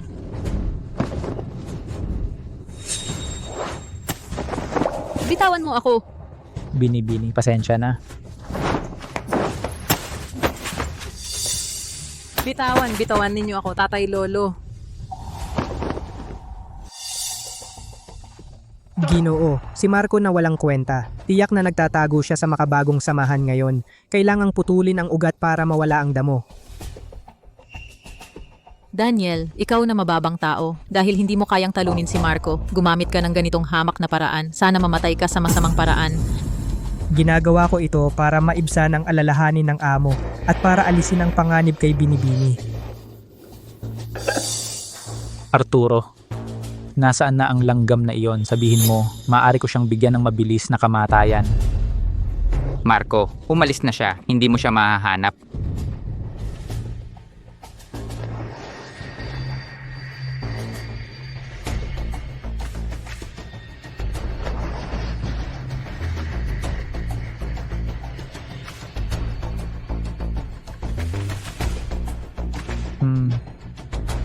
Talagang wala siya. Tanga ang swerte naman tumakas siya. Swerte niya nakatakas na parang aso. Kung maglakas loob siya ulit kay Lila at magkaroon ng masamang intensyon, saan man siya tumakas, ako mismo ang haharap sa kanya at papatayin siya ng tuluyan. Tara, dalhin si Lila pabalik sa kabisera. Buisit, ibalik mo ang anak ko. Leo, kalmahan mo. Ano ang silbi ng paghabol mo? Kaya mo bang talunin si Miguel? Dadagdagan lang ang kahihiyan, hayaan mo lang na makita si Lila na dinala. Ang walang kwenta ko. Hindi ko man lang maprotektahan ang sarili kong anak. Ang Can Villanueva ay nakatira sa kabisera isang malaking kapangyarihan na hindi natin kayang kalabanin. Ngayon kailangan nating hintayin si Marco at magplano ng mahaba.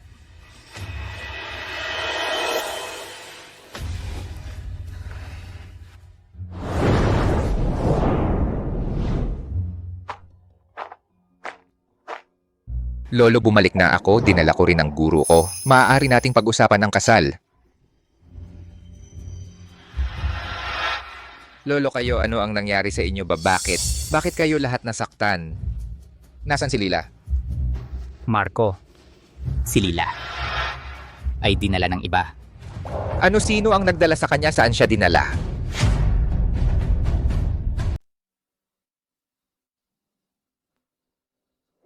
Oo, si tiya ni Lila ang nagpadala. Siya ang nag-utos na kunin siya.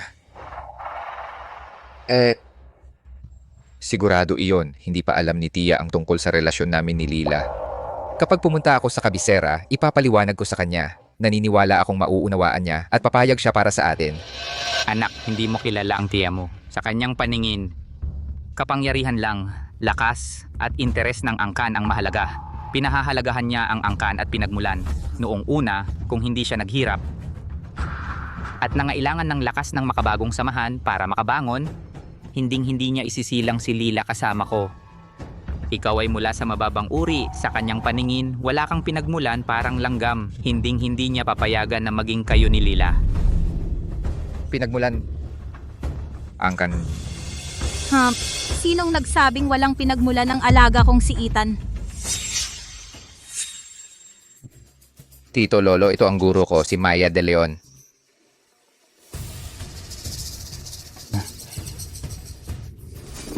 Ma'am Maya, baka hindi ninyo alam, ang Angkan Villanueva ng kabisera ay isa sa... Ang Can Villanueva ng kabisera? Alam ko. Hindi ba yung nagtatago sa kabisera at halos makapasok sa 4 na pamilya ang angkan na iyon? Alam mo ang 4 na pamilya?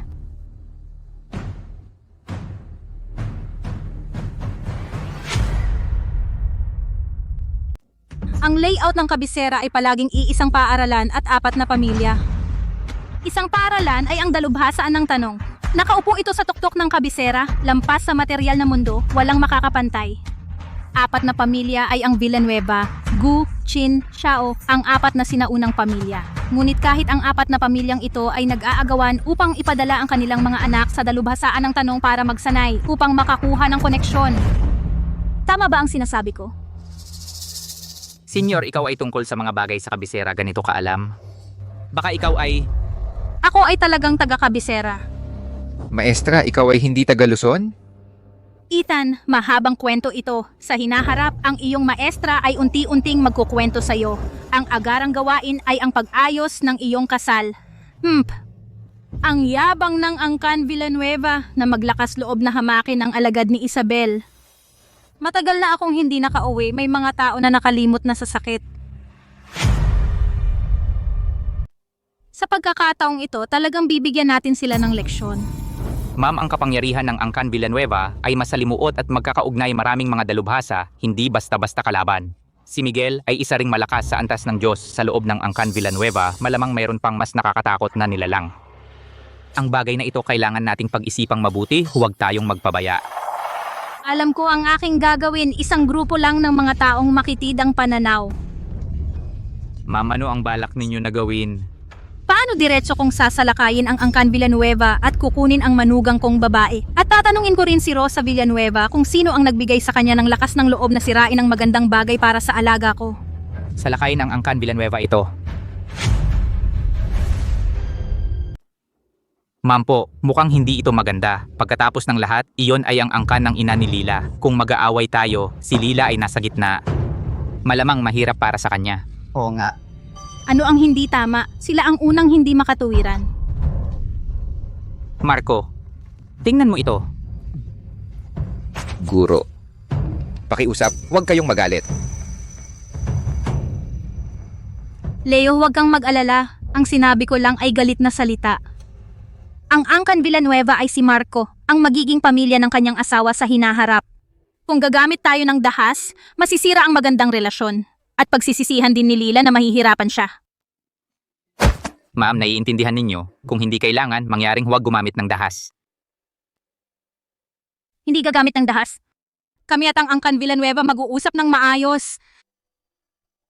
Mag-uusap ng maayos? Ito, paano tayo mag-uusap? Hindi ba sinabi ng Angkan Villanueva na si Marco ay mababa ang pinagmulan at walang kapangyarihan o background? Kaya tayo ay magbibigay sa kanila ng isang background na hindi nila kayang tanggihan at saka si Ethan Reyes ay sapat na para daigin ang lahat ng kasing edad niya. Dalawang bagay ng sabay upang sila ay walang masabi. Magandang plano ito kung magagawa ito talagang lahat ay masaya. Ethan Reyes, pagkatapos ng 3 araw ay ang dalubhasa ng tanong taunang pagtanggap ng mga estudyante sa oras na iyon. Ang mga talento mula sa kabisera, kasama ang mga natatangi sa 4 na pangunahing pamilya, ay magtitipon-tipon. Ang nakipagkasundong pakasal kay Lila Lopez na si Gio Bautista ay malamang nasasali rin. Guro, ang ibig mong sabihin, Pumunta ka sa enrollment ceremony. Sa harap ng lahat, talunin ng harapan ang batang Ginoong Bautista. Manalo sa posisyong pangunahing estudyante ngayong taon. Patunayan sa iyong kakayahan na ikaw ay 100 beses na mas malakas kaysa sa anumang tinatawag na henyo na pinapaboran ng Angkan Villanueva. Ang galing! Ang dalubhasaan ng tanong ay laging mayroong pambihirang henyo na yumanig sa kabisera. Walang kapantay na talento. Walang hanggan ang kinabukasan. Ang 4 na pangunahing angkan ay aktibong nag-aanyaya sa kanya. Kung si Marco ay manalo ng top spot dahil sa ganoong kakayahan ang Angkan Villanueva, ay hindi maglalakas loob na maliitin siya. Tama. Sa kakayahan, si Marco na ang bahala. Tungkol naman sa background, ako. Ang pinakamatibay na background ni Marco. Guro, paano kung hindi ako manalo ng top spot? Hindi ba lagi mong sinasabi na mahina ako? Marco, ang pagsasabi ng guro na mahina ka ay para mahasa ang iyong pagkatao. Paraan lang iyon para ma-encourage ka. Ngayon, malakas ka na.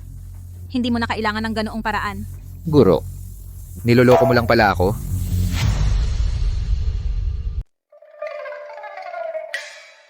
Kasi parang bata ka pa. Naniniwala ka sa lahat ng sasabihin ko. Ma'am, sobra ka naman. Sige Marco, mag-ayos ka na. Bukas ng umaga, aalis na tayo patungo sa kabisera.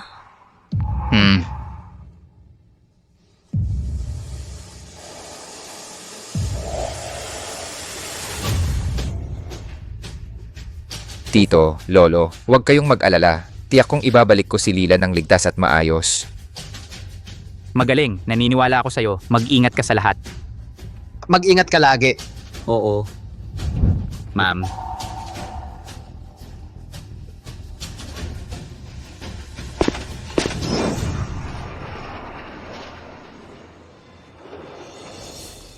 Ang gurong ito ni Marco, ang kanyang presensya ay hindi masukat.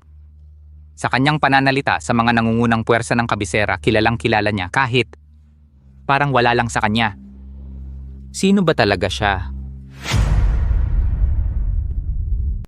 Nakabasa na ako ng ilang sinaunang mga lumang manuskrito kung saan malabo ang tala na sa dalubhasaan ng tanong noong ito ay itinatag ay tila may isang napakatalino na tagapagtatag ang taong ito. Ay may apelidong Mu. Sinasabi mo bang?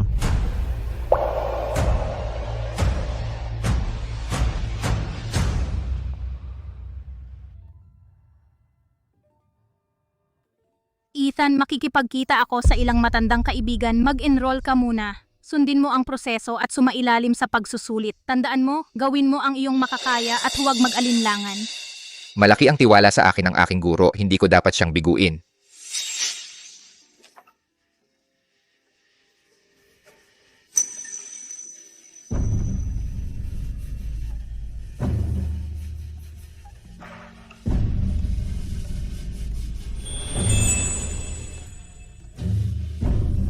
Lila-lila.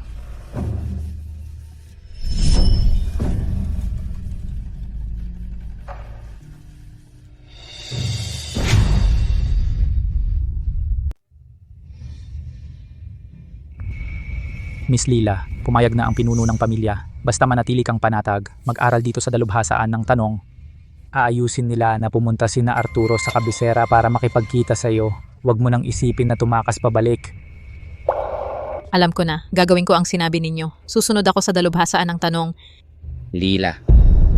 Lila. Kuya Marco?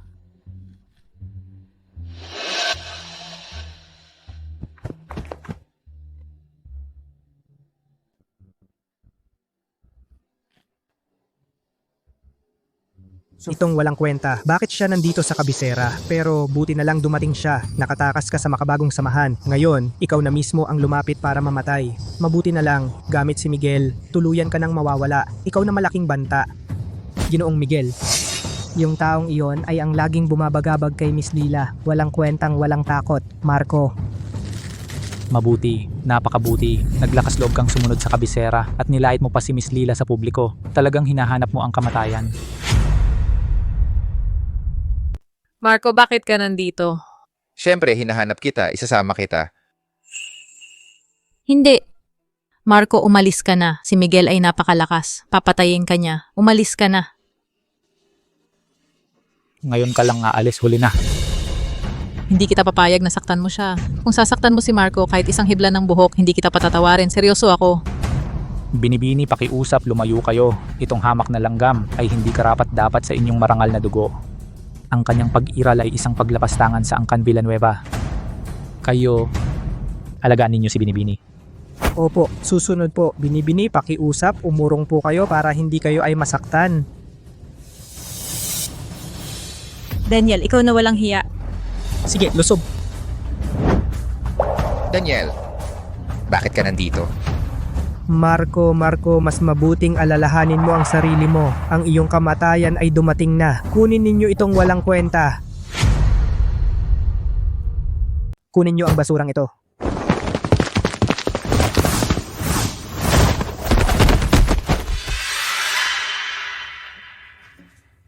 Ngayon, nandito si Ethan Reyes. Walang sino mang magdadala kay Lila. Iyon ang kumander ng hukbong itim na balat ng Angkan Villanueva, si Rafael Villanueva. Rafael Villanueva, iyong nasa gitnang yugto ng espiritual na pagsasanay na halos walang kalaban. Sino ang batang lalaki sa tapat niya at naglakas loob na awayin siya? Mukhang hindi kilala, pero sa kanyang pananamit, malamang hindi siya taga-kabisera. Tapos na ang batang ito na nagalit kay Rafael Villanueva. Baka patayin siya dito mismo. Ethan Reyes, ngayon wala kang takas. Hayop ka, ang lakas ng loob mo. Naglakas loob kang sakta ng tao ng Angkan Villanueva.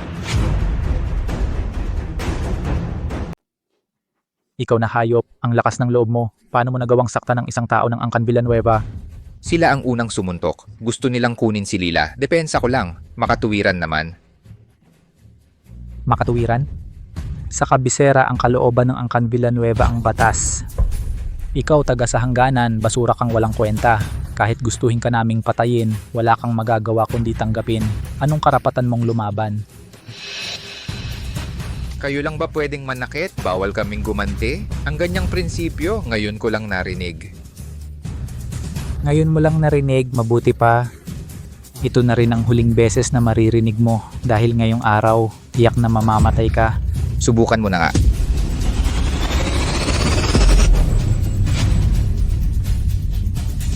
Subukan mo. Kuya Marco. Si Miguel ay taga Angkan Villanueva. Siya ang pinuno ng hukbong itim na balat. Napakalakas niya.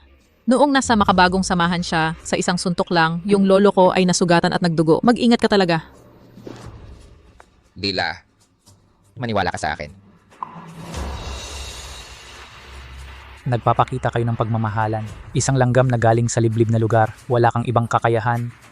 Ang sobrang tiwala sa sarili mo ay nakakapagtaka. Pero sayang, sobra-sobra ang tiwala ay katangahan na.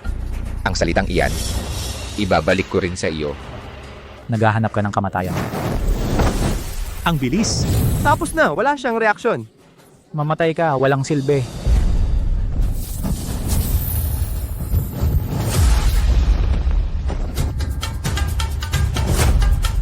Salo! Nasalo. Siya ay nasalo ang atake ni Miguel. Imposible. Siguradong gamit na naman ang kayamanan na yan. Tiyak, walang kwenta ito. Wala siyang silbi. Nagawa niyang harapin ang aking 7 bahagdan na lakas na hampas. Ang lakas ng espiritu na ito ay hindi naman mababa sa karaniwang antas ng Diyos sa unang yugto. Pero ayon kay Daniel, si Marco ay umaasa lamang sa isang makapangyarihang kayamanan para makalaban sa isang nasa antas ng Diyos. Ang pag-asa sa panlabas na lakas ay pandaraya, sa huli ay maling daan. Bata, ang kayamanan mo ay maganda na nagpapahintulot sa iyo na pansamantalang labanan ang aking kapangyarihan. Pero dito na magtatapos ang lahat. Tingnan natin kung hanggang kailan katatagal sa iyong panlabas na gamit. Tigil. Ginoong Seth, anong ibig mong sabihin? Ang batang ito ay dapat patayin ng Angkan Villanueva. Ito ay utos ng aming pinuno ng Angkan na personal na iniutos. Kapitan Rafael, sa harap ng dalubhasaan ng tanong, mahigpit na ipinagbabawal ang personal na away at paghihiganti. Ito ay mahigpit na tuntunin ng paaralan. Ikaw, lumalabag ka sa hangganan. Pero G. Ignacio, ang taong ito, Huwag mo nang sabihin, sa aking paningin, dito ay mayroon lamang mga bagong estudyante na nag-apply sa dalubhasaan. Walang kaaway ng Angkan Villanueva. Komandante Miguel, kung hindi pumayag ang punong Villanueva, maaari siyang pumunta mismo sa aking dalubhasaan. bata, buti na lang para sa'yo. Ang patakaran ng dalubhasaan ay makakapagligtas sa'yo ng ilang sandali, ngunit hindi magpakailanman. Ang iyong lakas ay sa tulong lamang ng mga bagay na panlabas, ngunit ang pagsusuri para sa mga bagong estudyante ay mahigpit na ipinagbabawal ang paggamit ng anumang mahiwagang bagay o panlabas na kapangyarihan. Nais kong makita hanggang kailan katatagal sa tulong ng mga panlabas na bagay. Sa tulong ng mga kayamanan pala. Kaya pala niyang tanggapin ang isang suntok ni Miguel. Sabi ko na nga ba, isang bata mula sa malayong lugar paano magkakaroon ng lakas ng isang Diyos na nilalang? Saka ko na lang aantayin. Tiyak na papasa ako sa pagsusuri ng dalubhasaan at bilang pangunahing iskolar. Pangunahing iskolar, ang tapang ng salita mo.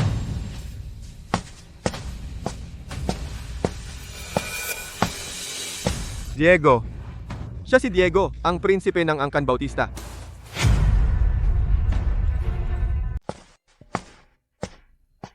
Diego. Siya si Prinsipe Diego ng pamilyang Gu. Siya nga. Sabi nila, 1 taon na ang nakalipas, naabot na niya ang pinakamataas na sanggol na diwa. Siya ang pinakamalakas na kalaban para sa titulo ng bagong estudyante. Ngayon ay magkakaroon ng magandang laban. Maliwanag na, si Prinsipe Diego ay nakatutok na sa batang iyon. Kinong Villanueva. Prinsipe Diego. Isang hindi mo alam kung saang liblib na lugar na biglang sumulpot na probinsyano dahil sa hindi malamang swerte, nakuha niya ang isang kayamanan na aksidenteng natanggap ang isang suntok mula kay Rafael Villanueva at naglakas loob na magyabang dito. Talagang walang alam, walang takot, nakatawa, kawawa, Ginoong Villanueva. Ang ganitong klaseng walang kwenta, hindi na kailangan na kayo pa ang umaksyon. Madudumihan lang ang inyong mga kamay.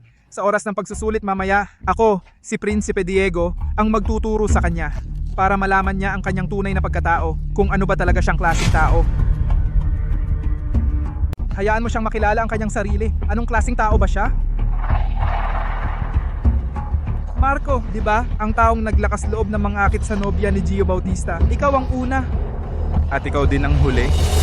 Langgam, sa oras ng pagsusulit, ipapakita ko sa iyo kung anong uri ng hindi malulampasang bangin ang nasa pagitan natin.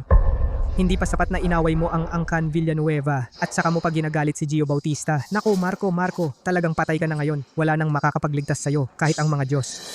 Sige, susunod, ang mga bagong estudyanteng mag-e-exam, sumunod sa akin papunta sa lugar ng pagsusulit, Longmen Tianti.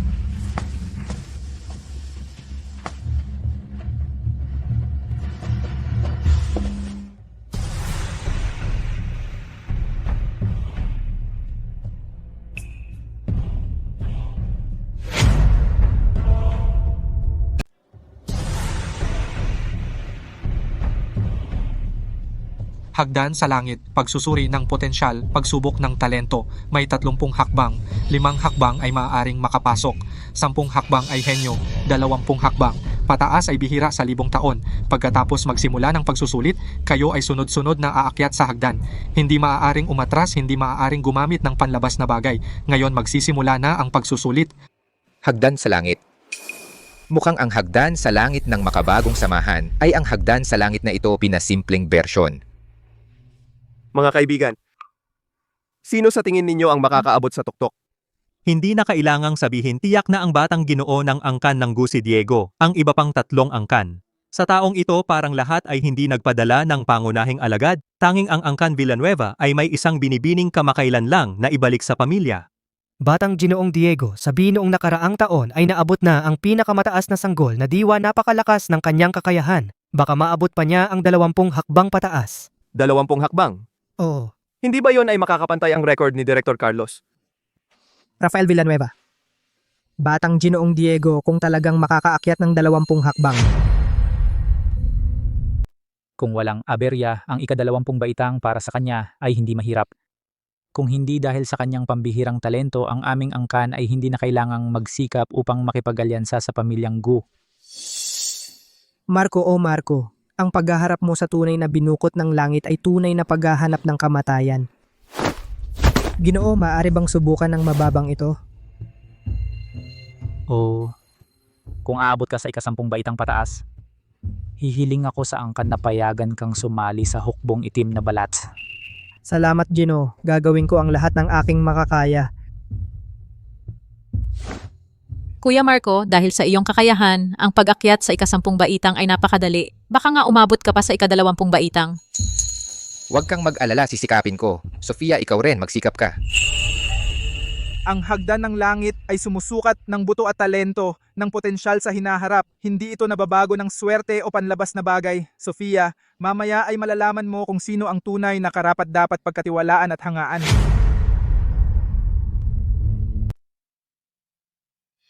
Matagal na tayong hindi nagkita. Simon, naging ikaw na ang kinikilala sa buong kabisera na direktor ng dalubhasaan. Ang bilis ng panahon, no? Maya, huwag mo akong biruin. Sa harap mo, Maya, ano ba ang pagiging direktor ko? Kung hindi dahil sa iyong hirap noong una, na itatag ang dalubhasaan, wala ako ngayon. Sabihin mo nga sa taong ito sino ang paborito mo. Yung bata mula sa pamilya Go, si Diego, ang talento at potensyal niya ay ang pinakamahusay. Matatag ang pundasyon niya. Sa kanyang aura, sa hagdan ng langit na ito, higit sa 20 hakbang ay madali lang sa kanya. Maaari pa niyang maabot ang aking tala na 20 hakbang noong una. Kung walang aberya, siya ang magiging kampeon. Ako naman ay may ibang opinyon. Maya, sino ang paborito mo? Siya. Ethan Reyes. Marco, ang batang ito ay galing daw sa malayong lugar. Bakit mo siya pinapaboran, Guro? Dahil siya ang tanging personal kong estudyante. Ano? Si Marco ay estudyante ng Guro. Ito, ang Angkan Villanueva ay talagang bulag ngayon. Nakakasagupan nila ang matigas na kalaban. Simula na ang pagsusulit, simula na ang pag-akyat.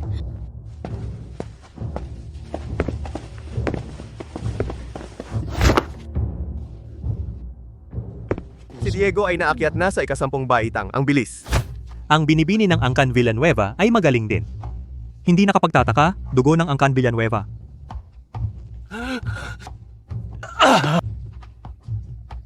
Ako. Nakaakyat na ako sa wakas, kaya kung maaari na akong sumali sa Angkan Villanueva. Tingnan nyo. Si Marco, ang basurang nagsabing siya ang magiging una, hanggang ngayon nasa unang baitang pa, walang galaw. Sa tingin ko, hindi na siya aakyat sa ikalawang baitang. Hampi, oo nga. Baka natulala siya sa takot, Siyempre, dati siya umasa sa kayamanan. Ngayon, wala na siyang panlabas na sandalan, kaya lumabas na ang tunay niyang kulay. Hampi talagang walang kwenta. Akala ko ay isang makakaya kong kaunting seryosohang kalaban, pero mukhang nag-isip ako ng sobra. Magaling na binata. Kakapasok pa lang sa hagdan ng langit ay pumasok na sa estado ng kaliwanagan. Magaling. Ito ay nakikiayon sa batas ng kalangitan, kaya pumasok sa estado ng kaliwanagan. Baka ito ang katawang lihim? Tama. Ito pala ay katawang lihim. Kaya pala tinanggap siya ng ninuno bilang alagad. Mukhang talaga akong nagkamali ng pagtingin. May taglay na katawang lihim. Umakyat sa hagdan ng langit, 25 baitang pataas. Para sa kanya, walang presyon. 25 baitang? Simon, masyado mong minamaliit ang alagad ko. Hindi ito ang kanyang limitasyon.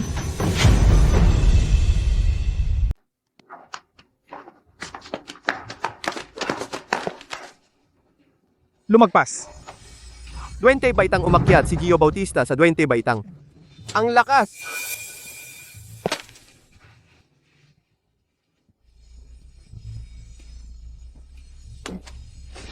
$22 baitang. Sige na nga. Sapat na para maging mas mataas sa mga kaedad.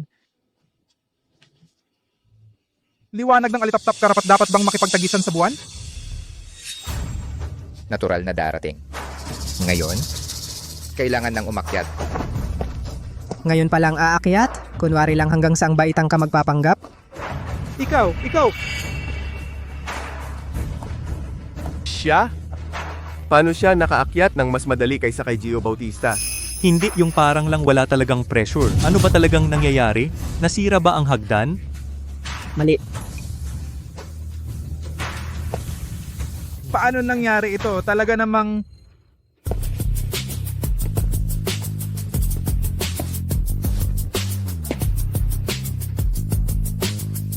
Ang hirap na ginawa para lang makarating dito. Mukhang wala ka rin naman. Ang hirap mong magpunta rito para lang makarating dito, mukhang hindi ka naman ganun kagaling. Marco, wag kang magyabang. Ang ika-23 baitang ay ang langit na baitang. Kahit si Direktor Carlos noon ay tumigil dito. Akala mo makakaakyat ka? Panaginip lang. Talaga? Hindi imposible ito. 23 baitang. Tumapat sa record ni Direktor Carlos. Diyos ko, ano ba ang nakikita ko? Sino ba talaga siya? Kuya Marco, alam ko na. Alam ko na ikaw ang pinakamahusay. 23 baitang. Ang talento at potensyal na ito ay nalampasan pa si Diego. Paano ito nangyari?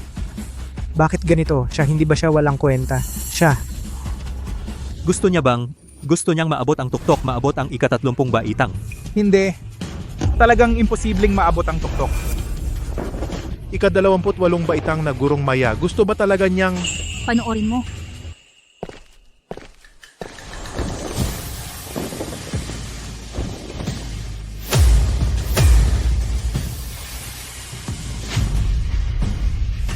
Marco umakyat sa ika-30 baitang.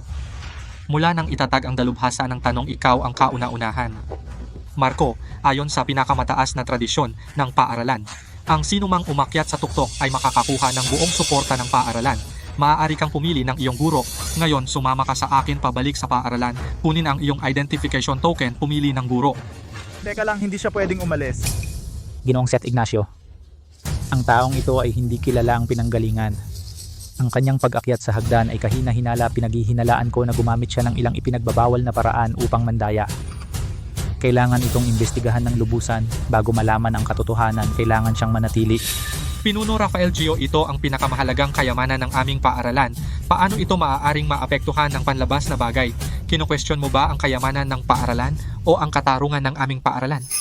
Hindi namin kino-question ang paaralan. Ngunit ang bagay na ito ay lubhang kakaiba. Isang batang lalaki mula sa liblib na lugar, paano magkakaroon ng potensyal na higit pa sa Dekano Carlos? Tiyak na may daya dito. Para sa reputasyon ng paaralan, kailangan siyang pigilan at imbestigahan. Tama. Kung wala siyang tinatago, bakit siya matatakot na manatili para sa inspeksyon? Kapag napatunayan na siya ay malinis, hindi naman huli para pumasok sa paaralan. Sige. Ang galing ng Angkan Villanueva, ang galing ng Angkan Bautista. Pareho ba ninyong gusto na makipaglaban sa dalubhasaan ng tanong? Tingnan natin. Ngayong nandito ako. Paano mo ako pipigilan? Tingnan natin kung paano ninyo ako haharangin. Marco, huwag kang mag-alala. Ngayon, nandito ako, si Antonio. Tingnan natin kung sino ang manghas na galawin ka. Antonio, talaga bang para sa itong taong hindi kilala ang pinanggalingan? Sabay mong sasalungatin ang Angkan Villanueva at ang Kangu? Para lang sa katarungan ng dalubhasaan. Hindi tulad ninyo, natalo kayo at gusto ninyong mandaya, nakakahiya sa mga sinaunang angkan. Ikaw?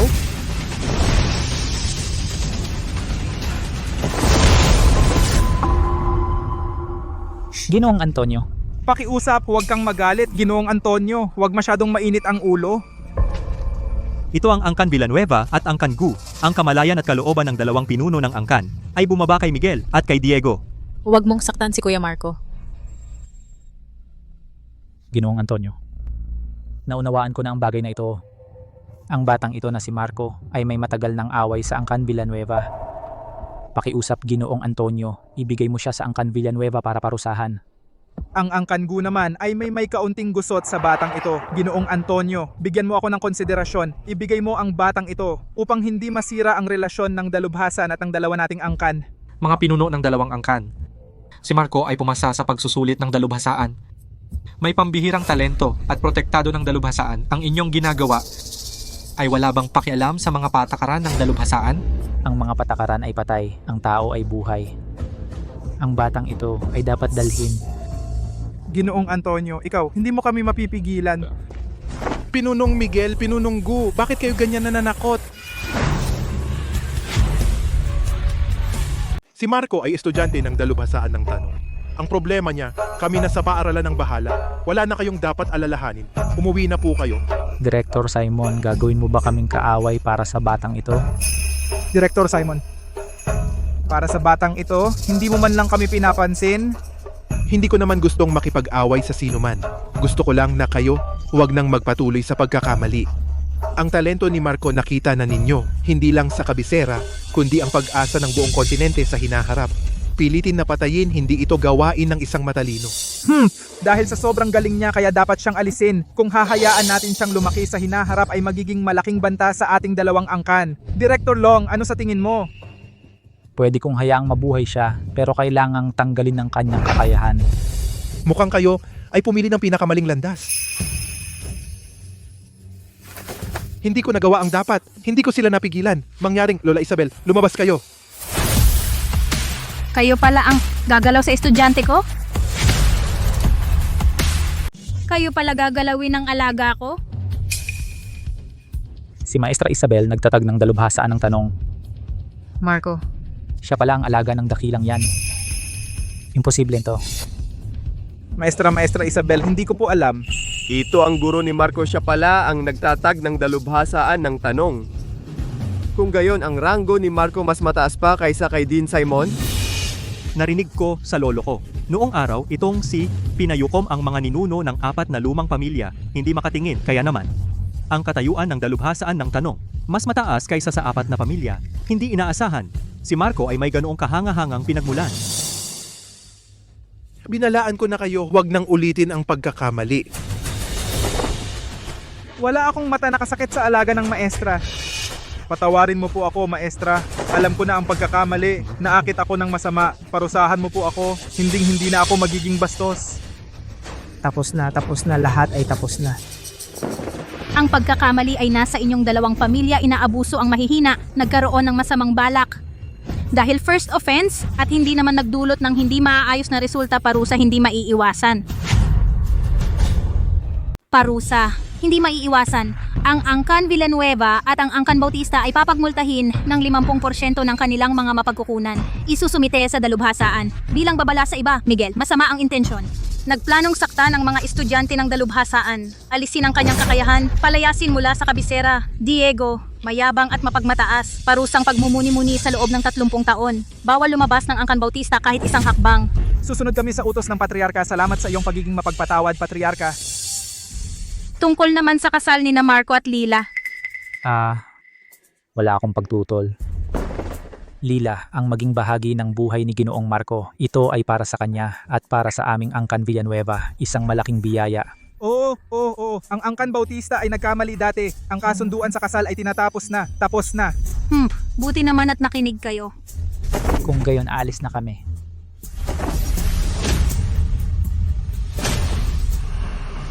Marco, Lila, sumama kayo sa inyong guro pabalik sa dalubhasaan. Pumili tayo ng maswerteng araw. Itakda na natin ang araw ng inyong kasal. Tara na, Lila. Ngayon, hindi ka na makakatakas. Hindi naman ako tatakas.